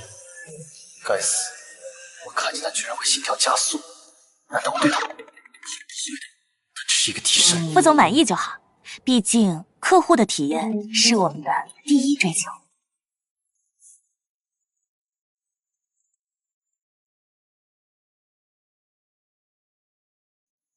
走吧，傅先生，开战。那是谁呀？傅总的新女伴，以前从来没见过。气质太绝了，你看这裙子，就像是把整个银河都穿在了身上。这可不像傅总以前的风格。他身边什么时候出现过这么明艳的女人？哎呀，穿书前每次看到这种画面，总是心痒痒的。今天啊，可算让我过过瘾。右手边的是天恒基金的张董，他女儿最近刚接手了一个新能源项目，正在进行 A 轮融资，我们可以过去聊聊。别看李总，他旁边那个才是关键人物，是一个隐形投资人，主管风控基金。他3分钟后会去露台抽一支雪茄，那是我们的最佳接触时机。为什么跟我说这个？副总，这是您套餐里购买的内容。你看那边那个穿香槟色礼服的女士，她是一名知名艺术家，还是张总的红颜知己。我们可以通过她向张总表达您对她投资的艺术品基金的兴趣。为了陪我来参加这场宴会，他肯定做了很多功课。现在先跟着傅思涵去刷个脸，以后我开始创业，这些都是我的人脉。思涵，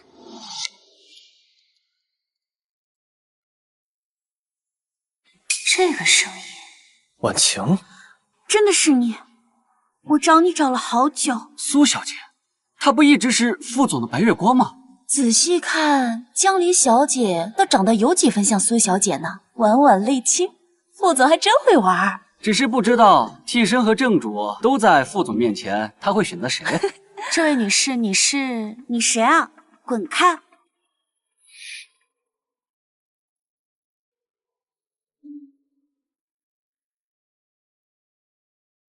还有2副面孔呢。你好，我叫江离，是副总的私人顾问。副总正在进行重要的商务社交，请问你有预约吗？什么玩意儿？你知道我是谁吗？我见思涵还要预约？思涵，我找你有私事。哎呀，真是不巧，副总今天的个人时间全部由我全权代理。如果是个人私事，建议您去找他的特助周岩先生去进行预约，或者什么？您可以参加我们今晚的时间竞拍。今晚的行情价是每10分钟20万元起。鉴于您是副总的故人，我给您打个88折，友情价17.6万元。少在我面前耀武扬威！你知道你能留在思涵身边是因为长得像谁吗？那么快就打出替身牌了，苏小姐功力不怎么样啊。现金、刷卡或者微信支付都可以。请问你哪种方式方便，苏小姐？苏小姐说了这么多，江小姐竟然把副总的时间进行竞拍，还打折，这是什么招？4两拨千斤吧，这也太狠了吧！我这辈子就没受过这种奇耻大辱，这个替身凭什么？苏小姐 ，Hello， 苏小姐，请问您在吗？你，哎，看来您暂时没有消费意向，那是我们失陪啦。副总，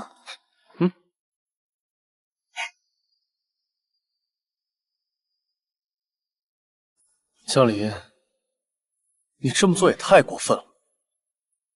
副总，咱们是来这里工作的，你认真点。他果然还是吃醋。不对啊，最开始想要的不是婉晴吃醋。这什么情况？替身胜利了？好精彩的一场戏呀！什么时候苏小姐还吃过这种亏？特别是在副总的这件事情上。江离，你给我等着，我一定会把思涵哥哥抢回来的。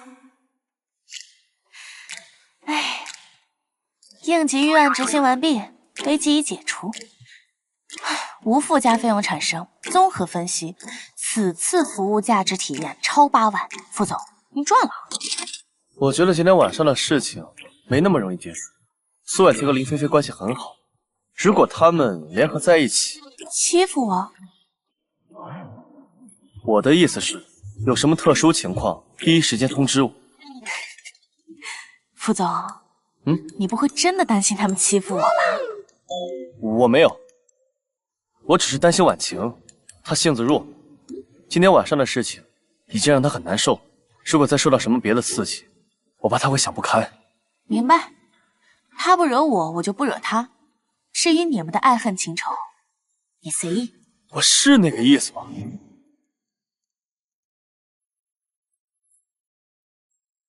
婉晴姐，你就是太善良了，我哥也是，亏你还特地跑回来，想给他个惊喜，他居然也由着那个疯女人。这也不能怪思涵啊，他大概是被那个女人蒙蔽了。我只是没想到，我离开的这几年，他身边竟然出现了这样的人。不过是一个见钱眼开的拜金女罢了，我哥应该也就是一时新鲜。对了，婉晴姐，你可不能这样算老。你和思涵哥哥这么长时间的感情，难道还敌不过他一个浑身铜锈味的女人？菲菲，感情不是用来比较的。我现在只想让思涵记起来我们过去的样子。婉晴姐，你有什么计划？我帮你。我想单独开一场钢琴演奏会，就在周五晚上，只请思涵哥哥一人。只要搞定思涵哥哥，那解雇江离就是分分钟的事。副总，你找我？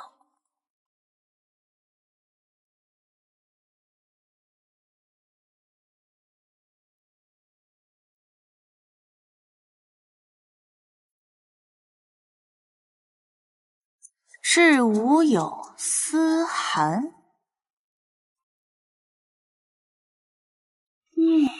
还有一股栀子花香。演奏曲目《月光》。副总，这苏小姐确实蛮聪明啊。这首曲子是傅思涵和苏婉晴少年时代共同的记忆，旋律响起就能直击傅思涵内心最柔软的角落。还有心思看热闹，还不快帮我想办法，帮我解决问题？这次活动我会陪您一起出席，并且不收取任何费用。果然还是在乎我呀！谁让你上次购买的金牌伴侣套餐服务还在有效期内呢？先下去吧。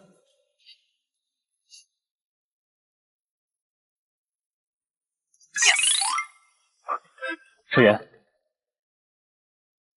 你说这算是竞争机制起效了吗？猫起笑的他，你没发现江小姐比之前更自在吗？她甚至都没有提收钱的事，就答应陪你去。好像是啊，但我感觉江小姐可能就是慢热，到时候去了现场，她肯定没有心思听什么乐曲，一看到你跟苏小姐亲密，可能止不住就哭了。好 ，Hello， 副总。我是否需要准备一些相关领域的专业知识，比如说曲目赏析之类的？这就是梅戏子厅。不用啊。那我先走啦。不行，还得再想个办法。目前的情况比较复杂，如果想要引起江小姐的注意力，可能需要总裁您牺牲一些色相和苏小姐亲密性。毕竟您喜欢的是苏小姐，对您来说没影响，不是吗？我喜欢是婉晴吗？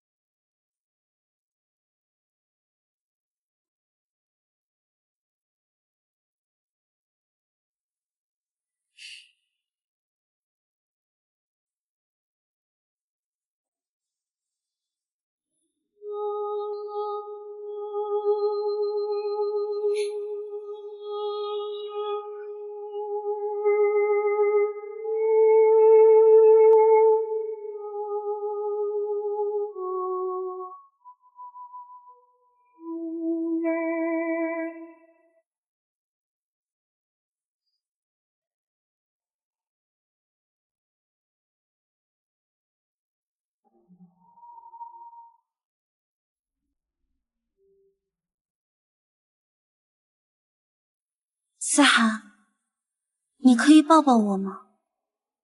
分开的这些日子，我每天都在想我们一起度过的时光，在想你。如果要引起江小姐的注意，可能需要总裁您牺牲一些色相，和苏小姐表现的亲密一些。你看一下苏小姐，然后，反正你喜欢的也是苏小姐，对你来说也没损失的。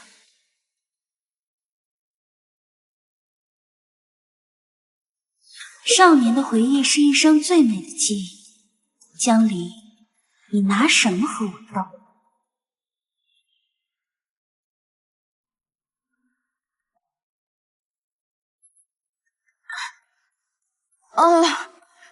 不好意思啊，我刚才手机忘记调静音了，抱歉，打扰你们二位了。工作时间忘关手机，他也犯这种低级错误。哎呀，就因为怕错过紧急事件，居然犯这种低级错误，简直该死！对了，副总，我今晚的工作时间到了，接下来的时间就不打扰你们二位了。要走？那看来是真的吃醋。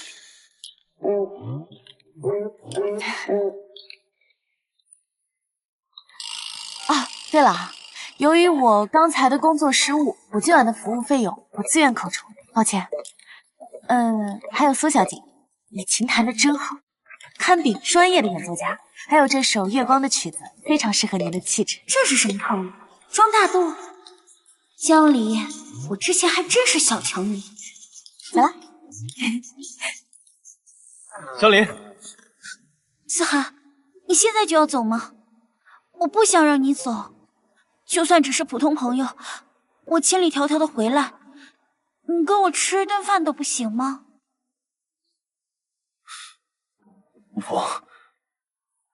就吃一顿饭，就算看在我们从小一起长大的份上，可以吗？好。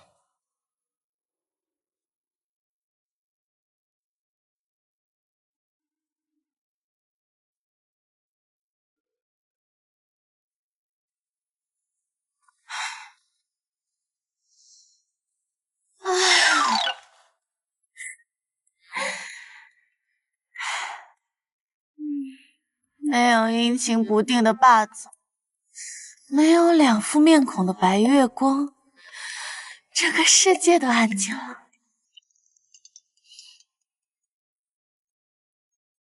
书里江离的妈，好像书里写了，这段时间正好江离父母出事，但他的心全都在傅思涵身上，没太理会。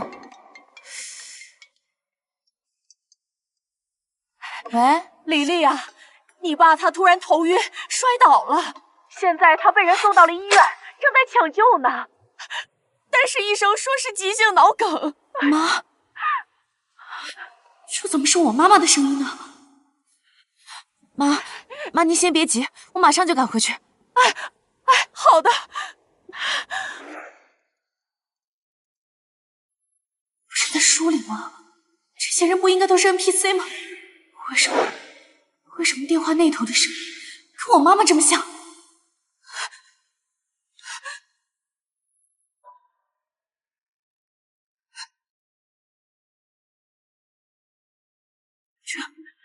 怕我妈跟我一起传说了。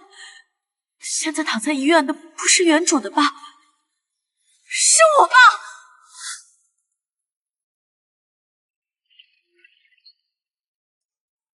糟了！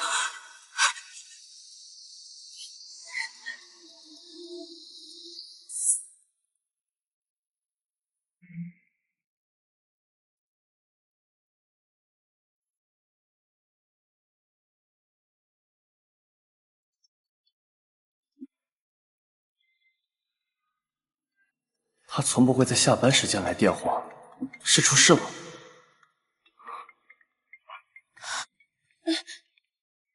喂，副总，非常抱歉在非工作时间打扰你，我家里出了一点紧急的事情，我需要跟您请假2天。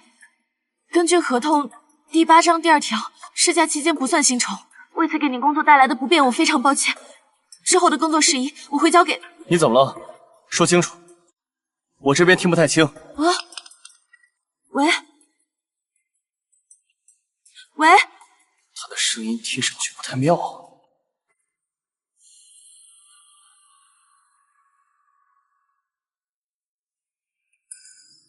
婉晴，思涵，你在跟谁打电话呀？怎么了？喂，喂，能听得到吗？副总，我们两个好不容易有单独相处的时间，你能不能不要总想着工作？只是工作上的一点小事情。不是说好了要陪我的吗？婉晴，别闹了，先把手机还给我。思涵，来电话的是江小姐吧？你不觉得你对那个江小姐是不是太纵容了？傅思涵，傅思涵，我不是说她坏话，我只是觉得她的眼里是不是没有你，只有生意和钱？你看她刚才在音乐会上的样子，分明就是敷衍了事，还要破坏氛围。像江小姐这种人，怎么可能会真心为你着想？只不过是把你当做行走的钱包罢了。是这样吗？我知道你工作很辛苦，压力大，需要有人为你分忧。但是你需要的是一个能让你放松、给你温暖的港湾，而不是一个随时随地拿着一个账单，把所有东西都明码标价的计价机器。他只是把我当做钱包。思涵，我是真的很为你担心，你千万不要被这种浑身铜臭味的女人给蒙蔽了。好一个苏婉晴，我惹你了！打断我请假不说，还在背后诋毁我，不敢当面对质，就在背后蛐蛐我，搞这种察言察语是吧？把我恪守职责、尽职尽责的专业精神诋毁成见钱眼开的拜金女。还有时间，苏婉晴是吧？白月光是吧？我今天就让你见见什么叫打工皇帝的愤怒！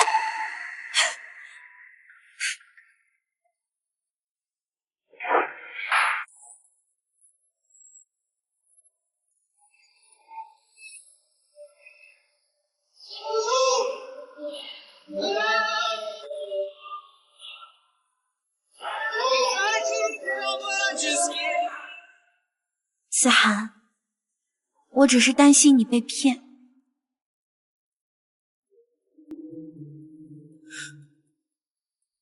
江离，你怎么来了？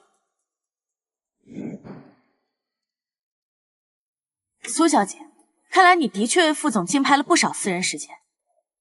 不过我要提醒你一下，我跟副总的服务协议里可没有说，允许他的私人访客在背后诽谤我。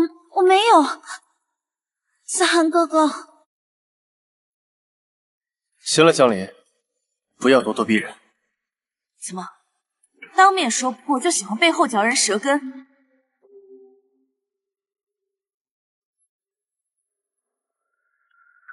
副总，美人在怀，连随手挂电话这个最基本的素养都抛之脑后了吗？你没有挂电话，他只是吃醋了。果然，周岩说的对，关键时候是要牺牲一些色相。我只是担心思涵，你对他根本就没有半点真心。真心？苏小姐，真心多少钱一斤？能开发票吗？能纳入 KPI 吗？还是说副总您也觉得我应该对您这位雇主奉上他所谓的真心？江离，差不多行了。这个世界上不是任何东西都能拿金钱来衡量，人与人之间有时候也是有真感情的。真感情？上一秒还在夸我物超所值，下一秒就默许别人诬陷诽谤我。你这变脸速度，还好意思跟我说真感情？我长到这么大，从来没有被人指着鼻子教训过，尤其还是在苏婉晴面前。立马给我出去！我凭什么出去？谁爱出去谁出去！今天本姑娘就是要出了这口恶气！这就是你的真实面目啊，江强势倔强，寸步不让，一点掩盖的温柔都没有。江离，今天就让你知道什么叫大公皇帝！婉晴，你先出去吧。我出去啊？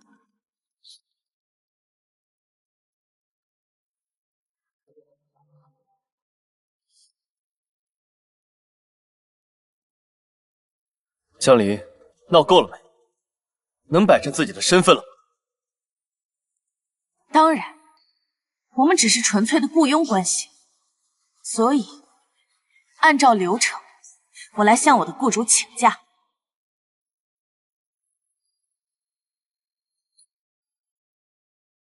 你今天晚上闹成这样，你觉得我还会给你假？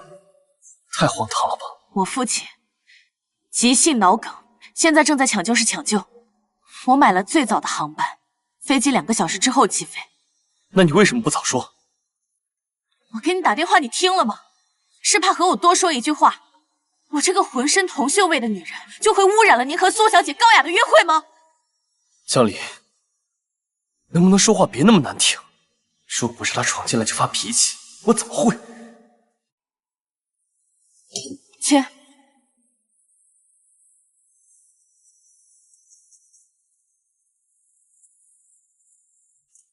谢谢副总。江离，医院在哪儿？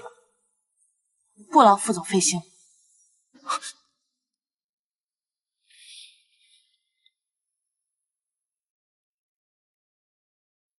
江离老家在哪儿？江离的老家在南城。南城。好，立马给我买最近一班的机票，我要去那视察工作。啊，我们在那边没有项目啊。什么？没有项目？那你赶快去谈啊！好的，老板。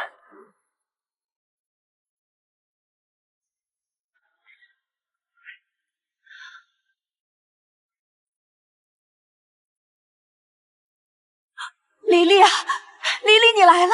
我记得小说原文里母亲都是喊原主阿离的，黎黎这个称呼，则是书外的现实世界妈妈会喊的小名。是，眼前的妈妈就是我的妈妈。妈，妈，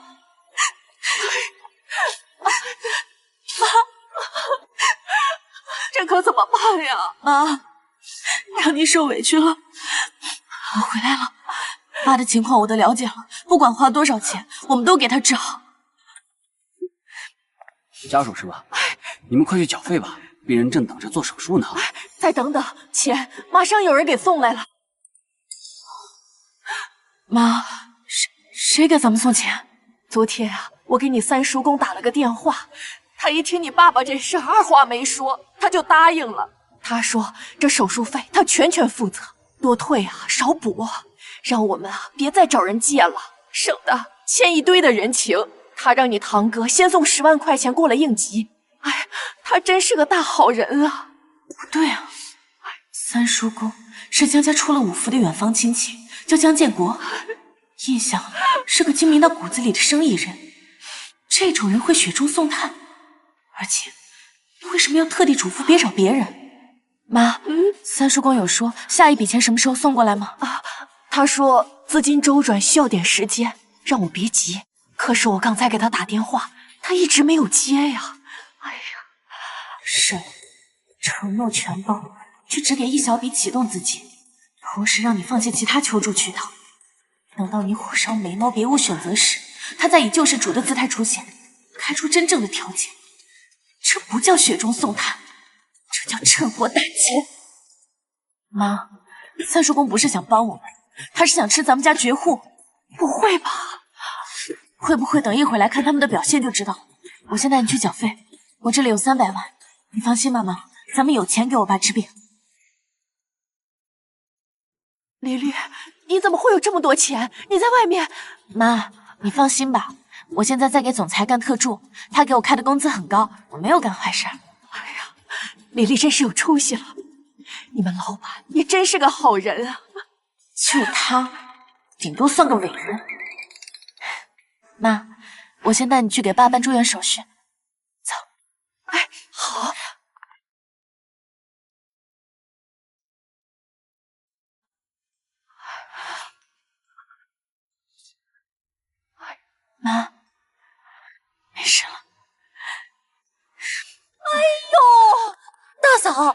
说大哥准备做手术了，我们这紧赶慢赶的，应该没错过吧？人现在什么情况？现在才来，是怕人不出事吧？手术已经……哎，大嫂，你不知道，为了给大哥凑钱，我们准备把我们工厂进原料的钱挪出来。虽说我们原来谈过利息，但是我们现在也很困难，都是担着风险的，就再调高一点。你这不是坐地起价吗？咱们可是实在的亲戚啊！哎呦，大嫂，你这话说的也太难听了吧！再说了，这亲兄弟还得明算账呢。我们多问你要点利息怎么了？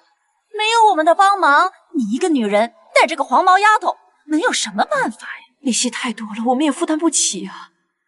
哎，你可以把你家那房子抵押给我们呀。什么？你居然打我们家房子的主意？那是留给黎黎的。我明明是在帮你。就是啊，大嫂，你先把房子押给我们，等你周转过来，我再把房子还给你。就这个利息，足够你们还到牛年马月。三叔三婶，首先谢谢你们关心，其次，我爸爸的手术费已经全部缴清了，1分不差。什么？缴清了？你哪来这么多钱呀？你这个小姑娘，不会是在外面给人做小三儿吧？我们江家可不允许有这样作风不检点的女儿，我要把你逐出江家。好，好的很。既然你本事大了，那你现在把我借给你们的10万块钱还给我。三叔公昨天派人送来10万给我们救急，按照现在银行同期1年期利息3.45%，一天的利息是9块4毛5。我给您凑个整，10块钱，本金加利息一共是10万零10元。不是，你什么意思？我们好心好意把钱借给你，你就这么打发我们，连句谢谢都没有。况且这利息怎么可以这么算？谢谢？你配吗？你个小丫头，怎么跟人说话呢？我爸病重，你假意承诺全包，却只给10万，目的就是为了在我们走投无路的时候找不到其他渠道借钱，在我爸手术那么关键的时候你玩消失，等我们山穷水尽，你再跳出来当个救世主，开出高利贷的条件。他怎么知道？三叔公，你这算盘打得我在陆家嘴都听到了，我是该谢你精明了，还是该谢你歹毒啊？好，这钱你要还也可以，按照我们定的规矩还。我借了你10万，你现在还我30万。另外，钱今天我拿了，你不借也得借。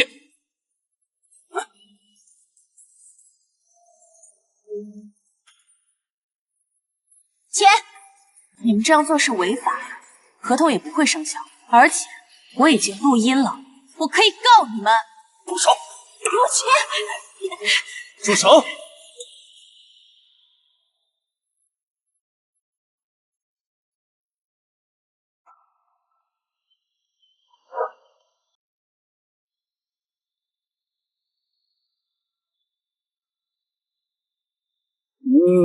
你谁啊？该不会是包养江离的有钱人吧？他就是你老板啊？他居然对妈妈提起过我，看来他心里是有我的。昨天的事情，我当然有大量，就不和他计较了。傅思涵，你怎么会在这儿？还在这种关键时刻出现，这种狗血俗套到令人作呕的桥段，不要啊！告诉我你的名字。你管我是谁？这是我们的家事，你一个外人少多管闲事。很好，你成功的激怒了我。10秒内，我要他所有资料。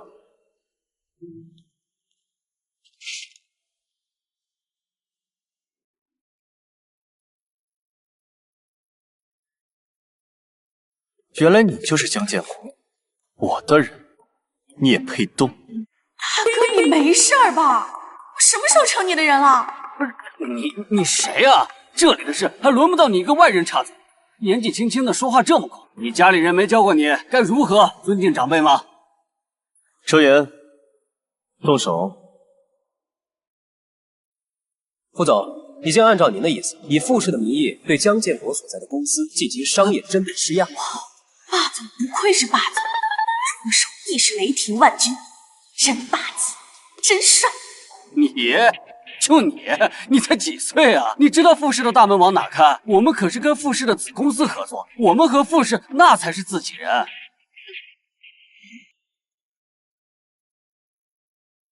我们和傅氏才是自己人。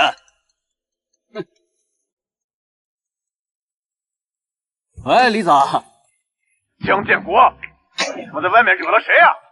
你想死，别拉上整个公司！你知不知道，我们最大的甲方刚刚打电话来，终止了所有合作，说我们得罪了傅氏集团的傅思涵。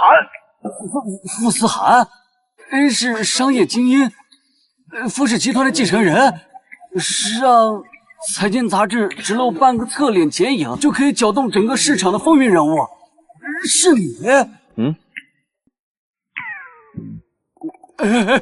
副总，对不起，我有眼不识泰山，我不是人，我是个混蛋。您大人有大量，千万别跟我这样的小角色一般见识。你刚刚跟江离母女可不是这样说话的。对不起，大嫂，侄女，我该死，我张嘴。你看咱们都是一家人，你们高抬贵手，钱我不要了，就当给大哥买营养品了。江建国，你疯了？跟两个女人下跪，给我起来！再说，10万块钱是我们家的所有钱，我凭什么不要啊？呸！我就是有几个臭钱嘛，有什么了不起的？你这样的人我见多了，吓唬谁呢？你给我闭嘴！江建国，你打我！打你都是轻的，就是你撺掇我抢大哥的房子，还是你非得来医院闹，这些都是因为你。金女，你相信我，我是被他蛊惑了，我不想抢你们家房子的。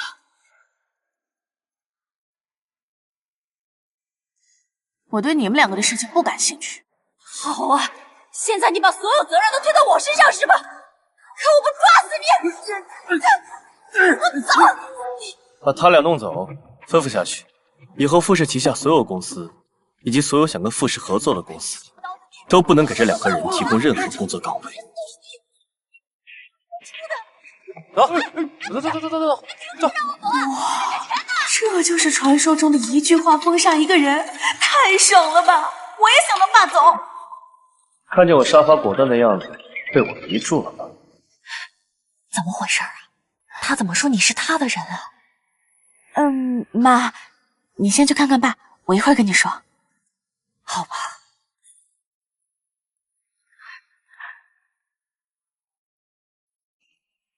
阿姨，一点心意。谢谢副总。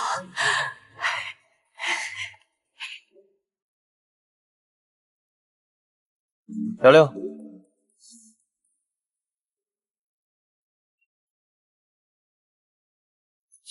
处理这样的货色，还要我亲自动手？江顾问，你的休假成本有点高啊。谁让你来？副总日理万机，屈尊前来，这份恩情我铭记于心。关于您此次出行的机票、酒店、车辆以及时间成本，我回头让周特助拟定一个账单，从我下个季度的奖金里扣除，绝对不让公司以及您个人蒙受损失。我千里迢迢赶过来，不是替你算账。那你是？对不起。啊？是我太累了，出现幻觉？霸道总裁和我道歉？副总，您刚才是在说对不起吗？原来您的字典里还有这3个字呢。昨天的电话我没有听清，后来你突然出现了，话赶着话，局面就失控了。总之，我本意并不想跟你吵架。没想到霸道总裁还有这么诚恳的时候。这次就先算了，要是再有下一次，没有下次了。转性了？我听说你的父亲脱离生命危险，我可以安排直升机将你的父亲接到傅氏京城的医院，安排最好的专家给他后续治疗。为什么对我这么好？因为我想你早点回去。你该不会是喜欢上我了吧？你在胡思乱想什么呀？现在公司每天有那么多项目要运转，我想你在的话会比较好一点。哦，现在不觉得我是在坑你的钱了？坑吧，我有的是钱。根据世界财富排行榜，我是这个世界上最有钱的人，所以你不用坑别人的钱，只坑我的就好。我喜欢你的自信。江小姐，您可算回来了，总裁已经在办公室等着你了。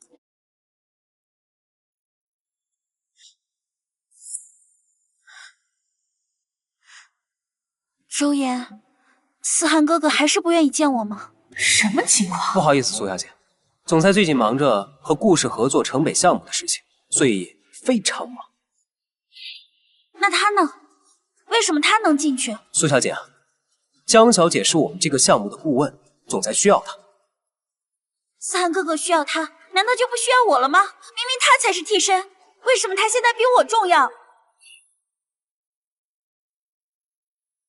苏小姐，你琴弹的真的很好，只是我不明白，我们明明能在各自擅长的领域里发光发热，你为什么非要执着在一个男人心里争高低呢？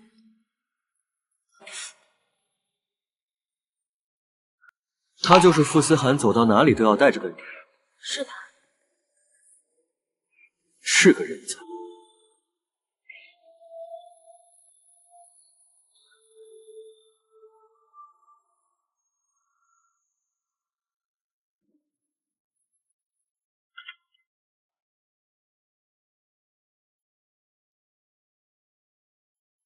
副总，早。坐。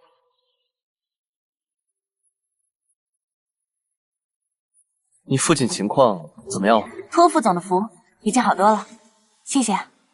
他居然和我说谢谢，他居然没有再紧锣密鼓的计算金额，而是和我说了一句有感情的话。他是要对我产生感情了吗？应该的，毕竟你是我们公司的重要员工。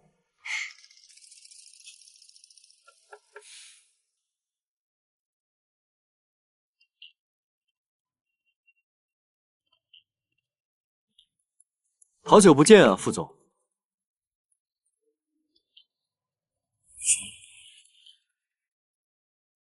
这位就是副总最近新招的私人顾问江离江小姐吧？顾总，您认识我？你的名字现在在 A 市的金融圈和法务圈，可比那些上市公司的 CEO 都要响。寥寥几句就帮副总挽回损失的女人，到底是个什么奇女？这位顾总在书中的设定是一个勇敢开拓的富二代，一直是傅思涵商业版图的对手。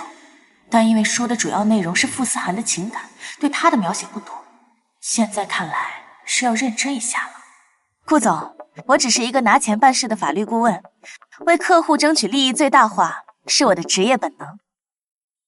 好一个职业本能！江小姐，有没有兴趣聊聊？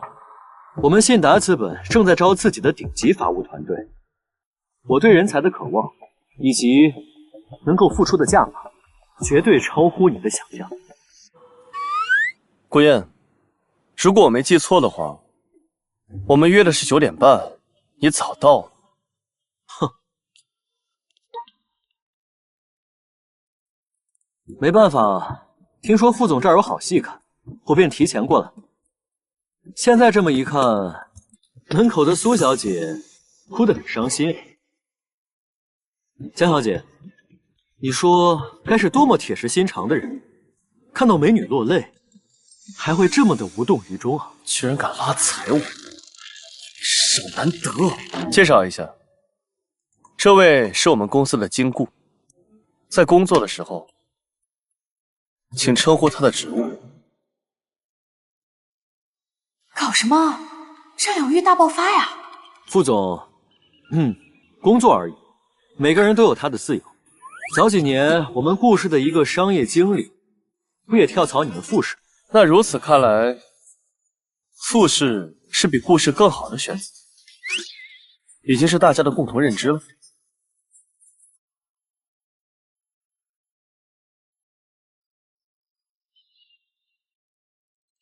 副总。从顾总刚才进入办公室到您说介绍一下，中间总共耗时1分30秒。这段时间是属于商业会谈前的非正式会谈，还是属于因挖墙脚而产生的商业骚扰？费用谁付？不愧是江小姐，她根本不在乎在这2个男人心里她有多重要，只在乎谁给她钱。我曾为他战斗，他却只想着钱。有趣，太有趣了。江小姐，你比我想象的还要出色。这个问题我来回答，这笔费用我付。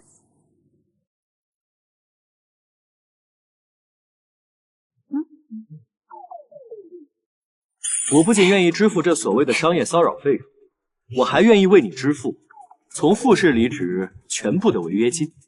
顾燕，我们傅氏最不缺的就是钱。傅总，你给江顾问开的合同，我听圈内道听途说的版本，条款苛刻，薪水虽高，但本质上你买断的是他的时间，并非他的价值。对人才可不能这样。顾总有何见教？我们信达资本不同，我们正在寻找的不是一个高级雇员，而是一个合伙人。我们提供的不只是薪水，还有期权，以及一个真正能让专业人士施展才华，而并非为雇主处理私人琐事的平台。合伙人，这3个字比任何金钱数字都更有分量。它代表着尊重，代表着平等的地位，代表着从工具到主人的身份转变。这也是傅思涵一直以来拒绝给予我的东西。顾燕比我想象中更懂人性。顾燕，请注意你说话的分寸。如果不是和信达的合作关乎傅氏未来3年的战略布局，我现在就要把它扔出去。感谢顾总赏识。傅总，是这样的，根据协议，在合同期限内，若有第3方向乙方及我提出更高的职位或更好的待遇，乙方有权向甲方及您提出价值匹配请求。你这是要让我为你加码？是的，也就是说，傅总您现在有3个选择：第一，拒绝我的价值匹配请求，那我将向公司提出辞呈，并且按照协议向您支付3倍违约金，同时保留接受顾总邀约的权利。第二，您同意匹配顾总提出的合伙人邀约请求，包括但不限于傅氏集团的相应期权以及董事会席位。同时，您要将我的职务从您的法律顾问变为首席战略顾问。那第3呢？虽然第2点已经很荒唐了，但按照这个女人的风格，最重磅的肯定还没说。第3，您可以选择支付一笔忠诚度维系奖金，暂时平息这场风波，直到下一次挖墙脚出现。算您便宜点好了，800万。是不是我支付了这笔钱，你就会一直维持对我的忠诚度？傅总，如果您支付了这笔忠诚度维系奖金，我将继续履行该协议，直到下一次挖墙脚出现。如果我付完钱，他还一直挖，那我岂不是一直要付钱？对，聪明。原来被人当面挖墙脚，不仅不用慌忙表忠心，还能反过来跟老板谈加薪啊！不，是加薪，这是现场拍卖，牛啊！我们最高境界就是这样了吧？来吧，为我竞标。江离，我只问你一句，你是在恃宠而骄吗？只要江离承认多少钱，我都给。傅总，我现在是在跟您聊合同，您是不是偏题了？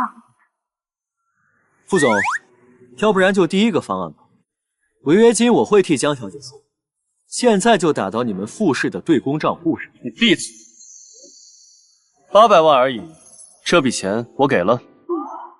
你是人傻钱多吗？都这样了，你都不愿意给我升职，也不愿意放我走？这笔钱我会让周岩负责处理。现在，请开始你的工作，江顾问。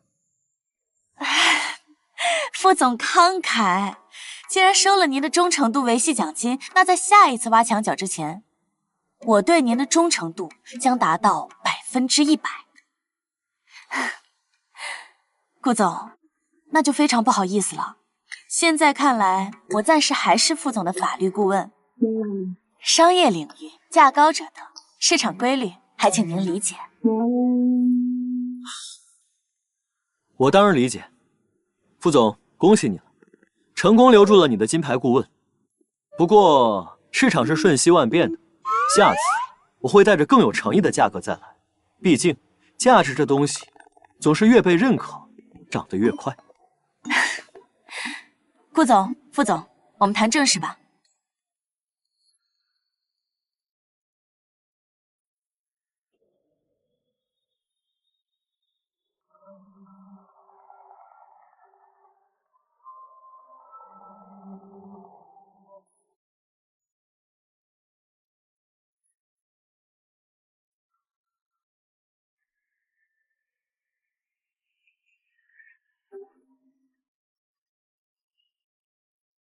好，差不多就是这样子。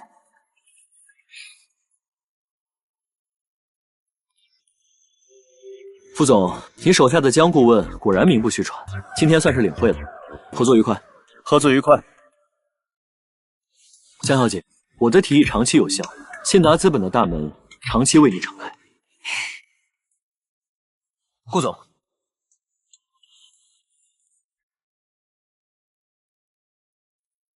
江离，你不觉得要给我个解释吗？啊？关于刚刚的条款，副总是有什么不懂的地方吗？顾燕当着我的面挖你，你竟连一丝一毫的犹豫都没有，就直接将问题变成价高者得的拍卖会，难道在你心里，我就只是个花钱的甲方？不然呢？江离，为了你，我连夜飞去你家，将苏婉晴拒之千里，甚至还和家里闹不和。你的心里就只有钱？是的，我的心里就只有钱。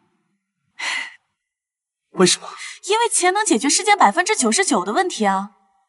副总，我很感激你帮助我。不过当初就算是你没有来，我也有钱能给我父亲去做很好的治疗，包括我们家的亲戚，我都可以自己解决的。傅思涵，我没有打算依靠你，请你摆正自己的位置。好，江离，你很好。这小子为什么这么生气啊？该不会是爱上我了吧？有了替身之后忘了白月光，这剧情太老土了吧！我拒绝出演。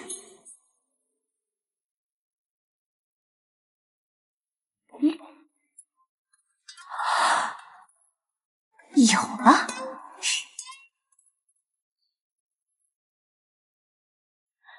不过，副总，你是想和我换一种方式相处吧？我想，我当然想，你想不想？实不相瞒，我也想，而且我都想了很久了。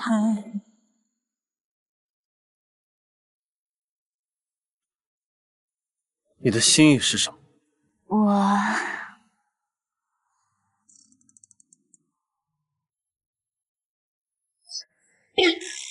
我打算成立一个资本公司，先投资以下3个项目。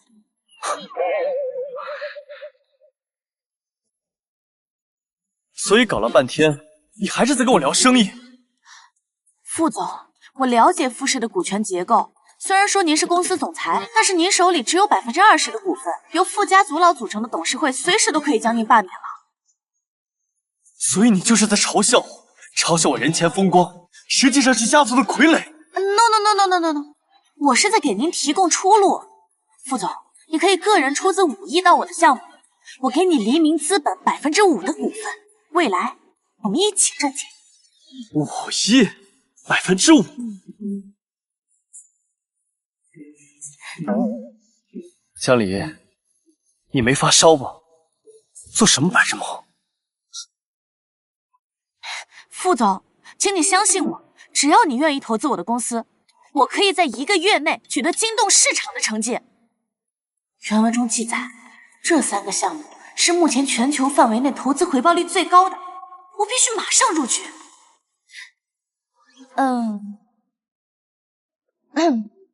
不过你也有权利拒绝，当然我也有权利做别的选择，比如说……不行，副总，你不能选别人，你只能选我。那不一定，谁给钱我选谁。我给，我给，但我有一个条件，你只要我的钱，不要顾燕的钱。按照你的股份份额，你没有权利干预我的决策。小李，小李，小顾总，关于傅氏和顾氏的合作，我这里有更好的想法。哦，傅女士什么时候开始参与傅氏的管理？唉，那不还得靠小顾总您搭把手吗？我知道傅氏和顾氏的合作对于两家来说都很重要，但是这个合同，小顾总您能不能先别和我侄子签，缓一缓，和我签？听明白，傅女士是想借着这个合同压傅思涵一头。放心吧，只要合同落定啊，我不会亏待你的。我拒绝。为什么？你和傅思涵这些年一直不对付，为何不与我联手？我是挺讨厌傅思涵的，但谁让江离选了他呢？就是因为江离那个没有文化的小丫头片子，你就放弃与我合作？傅女士，请注意你的言辞，顺便奉劝你一句，不要和江离作对，不然你会死得很惨。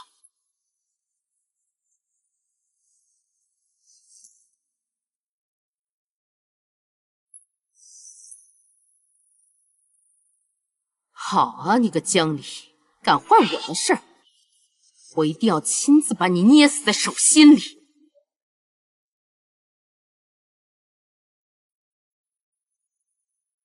喂，江离的家人是在傅氏医院治疗吗？让他母亲明天到老宅来，就说他的恩人需要他报恩。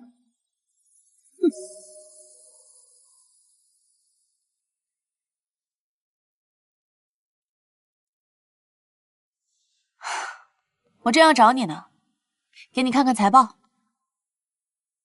我已经在新闻上看过了，黎明资本刚刚问世，就一路攀登，成为国内投资公司的龙头。恭喜你！这才刚刚开始呢。你找我什么事儿啊？今天晚上你能不能陪我参加傅氏家宴？他们一直逼我联姻，我想告诉他们，我一直喜欢的是……别说了，我不想听。为什么？难道你就对我没有一点点？没有，一点点都没有。我们之间就是纯洁的金钱关系，你能不能不要老拿感情玷污它？江离，如果你只是想要钱的话，多少我都买单，只要你愿意陪我去。傅总，我江离不是什么钱都赚的人。再说了，现在我自己的项目已经开始赚钱了。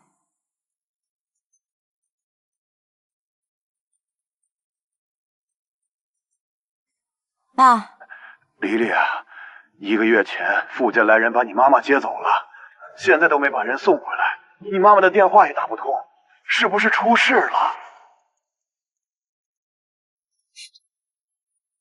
好，行，爸，我知道了，你不用担心，我一定把妈平安带回来。傅氏派人把我妈接走。我不知道这件事情，你先别急，我马上让周岩去了解情况。行了，不必了，我知道这事跟你没有关系。根据原文人设，眼前这位霸总可以疯，可以狠，但不会卑鄙。有时候我真觉得，你是这个世界上最了解我的人。晚宴是吧？我去。你还是别去了，他们把阿姨带走了，说不定再给你设局。你觉得我会怕吗？不管是什么牛鬼蛇神，只要敢舞到我江离面前，就要让他跪下。纵有千军万马，我江离一人破之。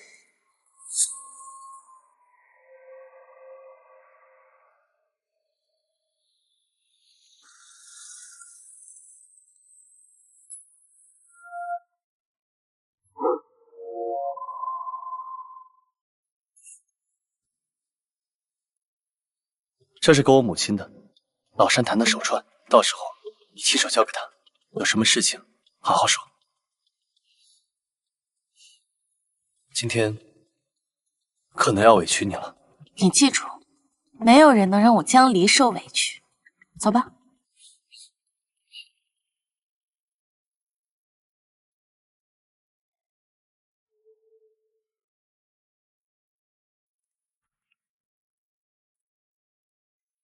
傅先生，傅太太，初次见面，一点心意。二位，我只给你们一次机会。妈，这是老山坛的手串。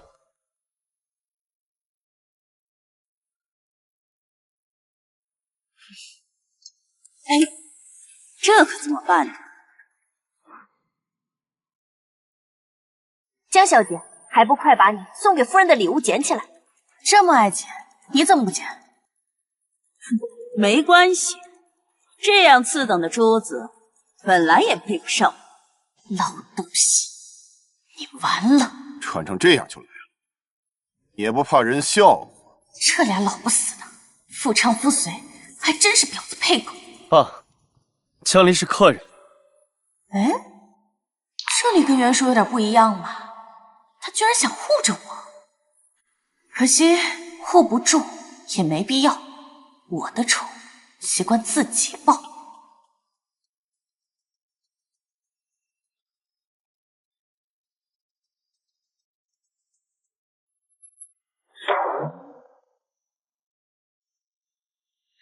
傅太太，有病要赶紧去治啊！像帕金森这种病，很影响生活质量吧？还有你，一点眼力劲儿都没有。珠子掉了也不说赶紧给傅太太捡起来，这万一哪个人走的时候不小心崴到脚，是不是还得怪咱们傅太太手脚不利索？江离，你到底有没有家教啊？像你这样的也配宵小嫁进我们傅家？妈，请注意你的言辞。江离是我的顾问，我今天带他来，也是被你们逼的。我根本就不想联姻。你敢顶嘴？如何？霸道总裁和袁叔比，确实有点人样了。可惜啊，他们似乎拿捏着你的命脉，真撕破脸，你玩不过的。我想你们是误会了，我来不是想嫁进傅家，而是通知你们，我要收购傅家。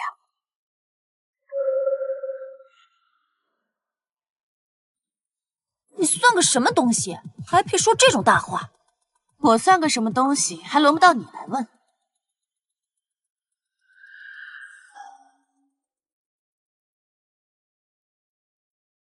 在1个月内狂揽全球3个最高精尖项目的黎明资本，和你有什么关系？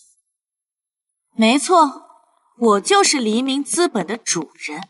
哼，黎明资本崛起之势震动全球，你一个小姑娘能做到？切，你一定是在撒谎！别光顾着笑呀，拿手机查查股权架构。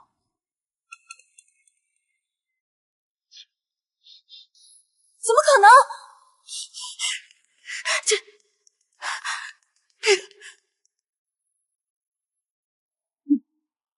傅思涵，是不是你？是不是你吞食傅家财产，暗中帮助这个小贱人？他不过一个乡巴佬，到底有什么值得你写的？还有，他那个农村出身的老妈，只配给咱们提鞋。你自甘下贱，根本就不配当傅氏总裁。都到这个时候了，你还一心想要将我赶出傅氏？我妈呢？你们把我妈怎么样了？我告诉你，你们这是非法囚禁，我可以告你们！少在这胡说，他可是自愿的。莉莉啊，你怎么来了？他们怎么折磨你了？哎呀，没有，怎么回事？哎，没事儿，没有的。只是夫人她让我用手洗地毯，这不是我拖了3天，我也没洗干净。哎呀，这都是我自己的事情啊。哎呀，黎黎，不要！如果不是副总他帮我们，你爸爸他也不会这么快脱离危险啊。我们，妈，他们还让你做什么？也就是擦地、擦鞋，都是小事情。好啊，好一个傅家，我江离给你们脸了，我反悔了，我要等你们一落千丈的时候再收购你们。黎黎，不要，我们做人要懂得感恩啊！妈，你不用管，我来处理。你看，咱们把他当牛马，他还要谢谢咱们呢。阿姨，帮助你们的是我，不是傅氏。从现在起，你不用对他们有善意。什么？你个逆子！为了个女人，你连爸妈都不要了？傅总，仗义，我江离也不是不仗义的人。从今往后，我们两个就是好战友。傅思涵，你要做傅家的叛徒吗？傅家的叛徒啊！傅太太，您说的不是您自己吗？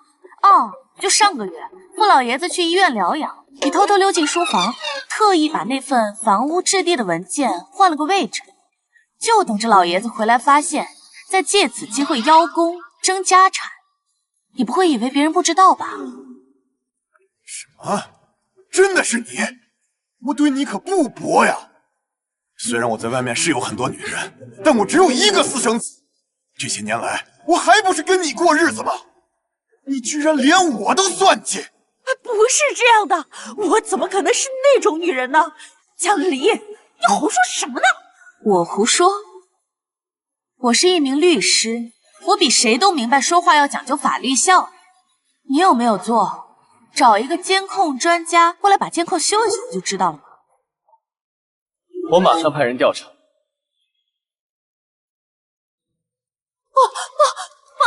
哎呦，我真的没有！贱人，你离婚！这些都是原书里的情节，只不过是在后期才会逐一被发现并引爆。但这又有什么所谓呢？姐不开心，全世界都要跟着颤抖。哎呀，大哥，这外星人呐，就是靠不住，儿子呢会背叛你，老婆也搞小动作，还是咱自家人靠谱。你把傅思涵和大嫂的股份全要回来给我，等我当上了傅氏总裁，那一定会念着大哥你的好的。就你还傅氏集团总裁，你不把傅氏集团掏空都算好的了。你别胡说八道啊！我妈这么多年为傅氏呕心沥血，她出去应酬都得了胃溃疡。哦，应酬是去金尊吗？他怎么回事啊？哎呀，你们都还不知道呢。咱们这位为傅氏集团呕心沥血的傅婉君女士，还有她这位刁蛮无理的女儿，去金尊一晚上可是点了整整7个男模啊，7个！你瞎说！你忘记了？你点的阿哲还让人家一口一口喂你酒。你妈更厉害，玩骰子输了，坐在人家腿上让人家唱情歌给她听。完事之后还不忘让服务员把账记到傅氏集团旗下，你们两个还真是没下限啊！一把年纪了，还玩得这么花。平时装出一副名门淑女的样子，没想到背地里是这种货色。你个小浪蹄子，从哪里听来的胡话？从哪儿听来的？要想人不知，除非己莫为。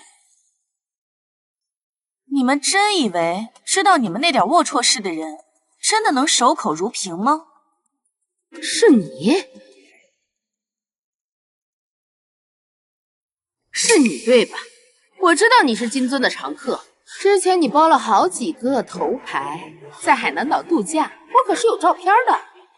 你也是怎么知道的？我还知道啊，你之前说去国外进修管理学，有3个男模陪伴着您呢。哦，你说的是他去美国生孩子那次吧？你又是怎么知道的？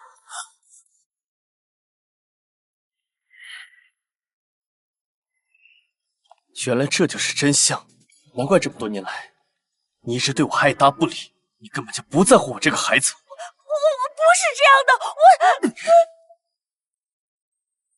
你还知道什么？哎，能知道些什么？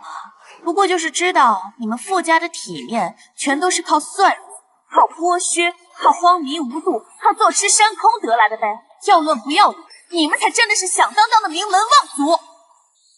你个乡下来的野丫头，也配指指点点傅家？先不说这些事情是真是假，江离，你这个贱人，你竟然暗自调查我们所有人，你就是见不得我们傅家好。我确实是见不得傅家好，但我起码都是明着来的，不像你妈最近把傅氏集团旗下酒店的管理职务全都换成你爸那边的远房亲戚了吧？啊，这事现在都还没暴露啊！哎呦，我又嘴欠了。你别说了，傅婉君，你一个一门心思安插亲信，带着女儿到处乱搞，还有什么脸活着？还有你们两个，一样的不三不四、自私自利，才真的是绝配。真是太恶心。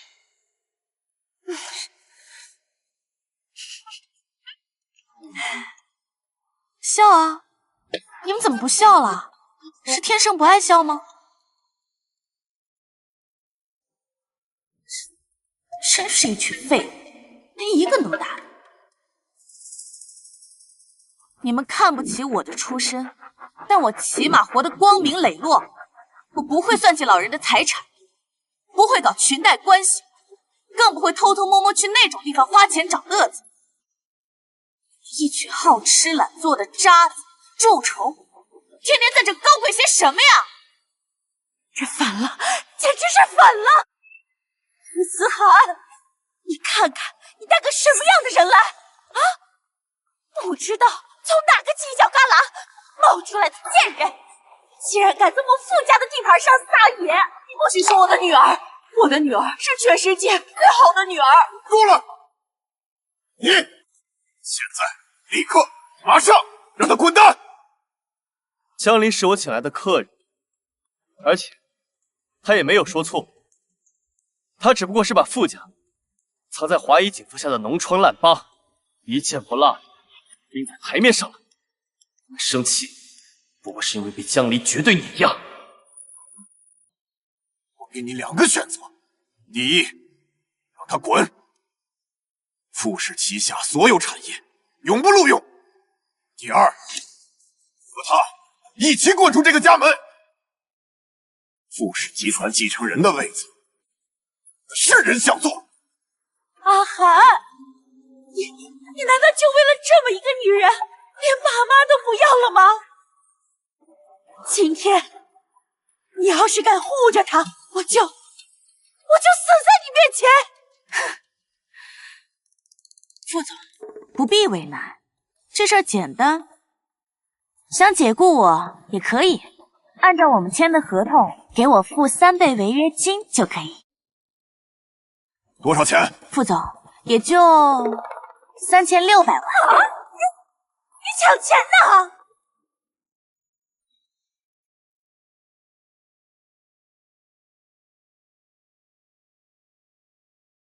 傅太太，商务合同白纸黑字，具有法律效力。不过你们想赖账也没关系，就是这傅氏集团总裁带头违约的丑闻一旦传出去，对傅氏股价的影响应该不止这个数吧？很好，傅思涵，真会挑女人。钱我出了，你们都给我滚！滚就滚。妈，你先上车，慢点儿。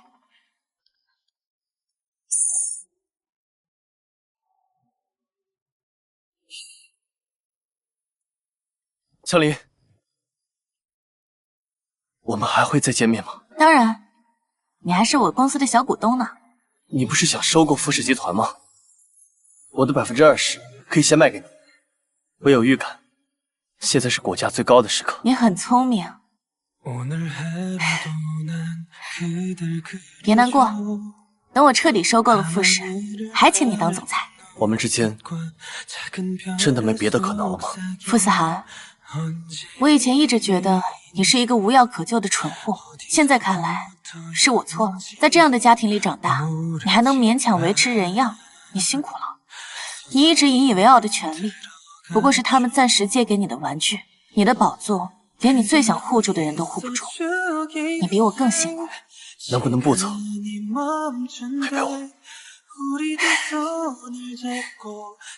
人生此去山高水阔，生活不止情情爱爱。希望我们有缘再见，是在顶峰相见。走了。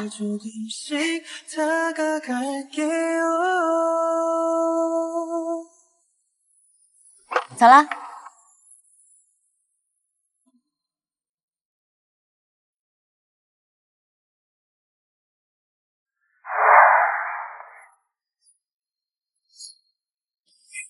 江总，我们公司已经成为全球最大的投资公司。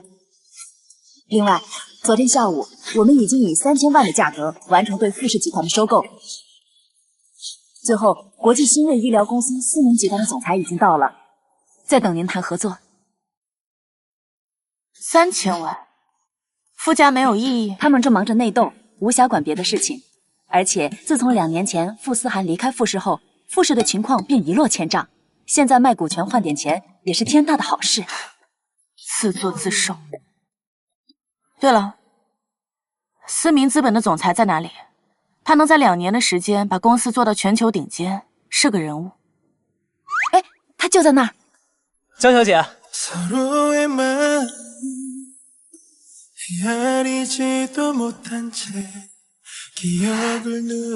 是你。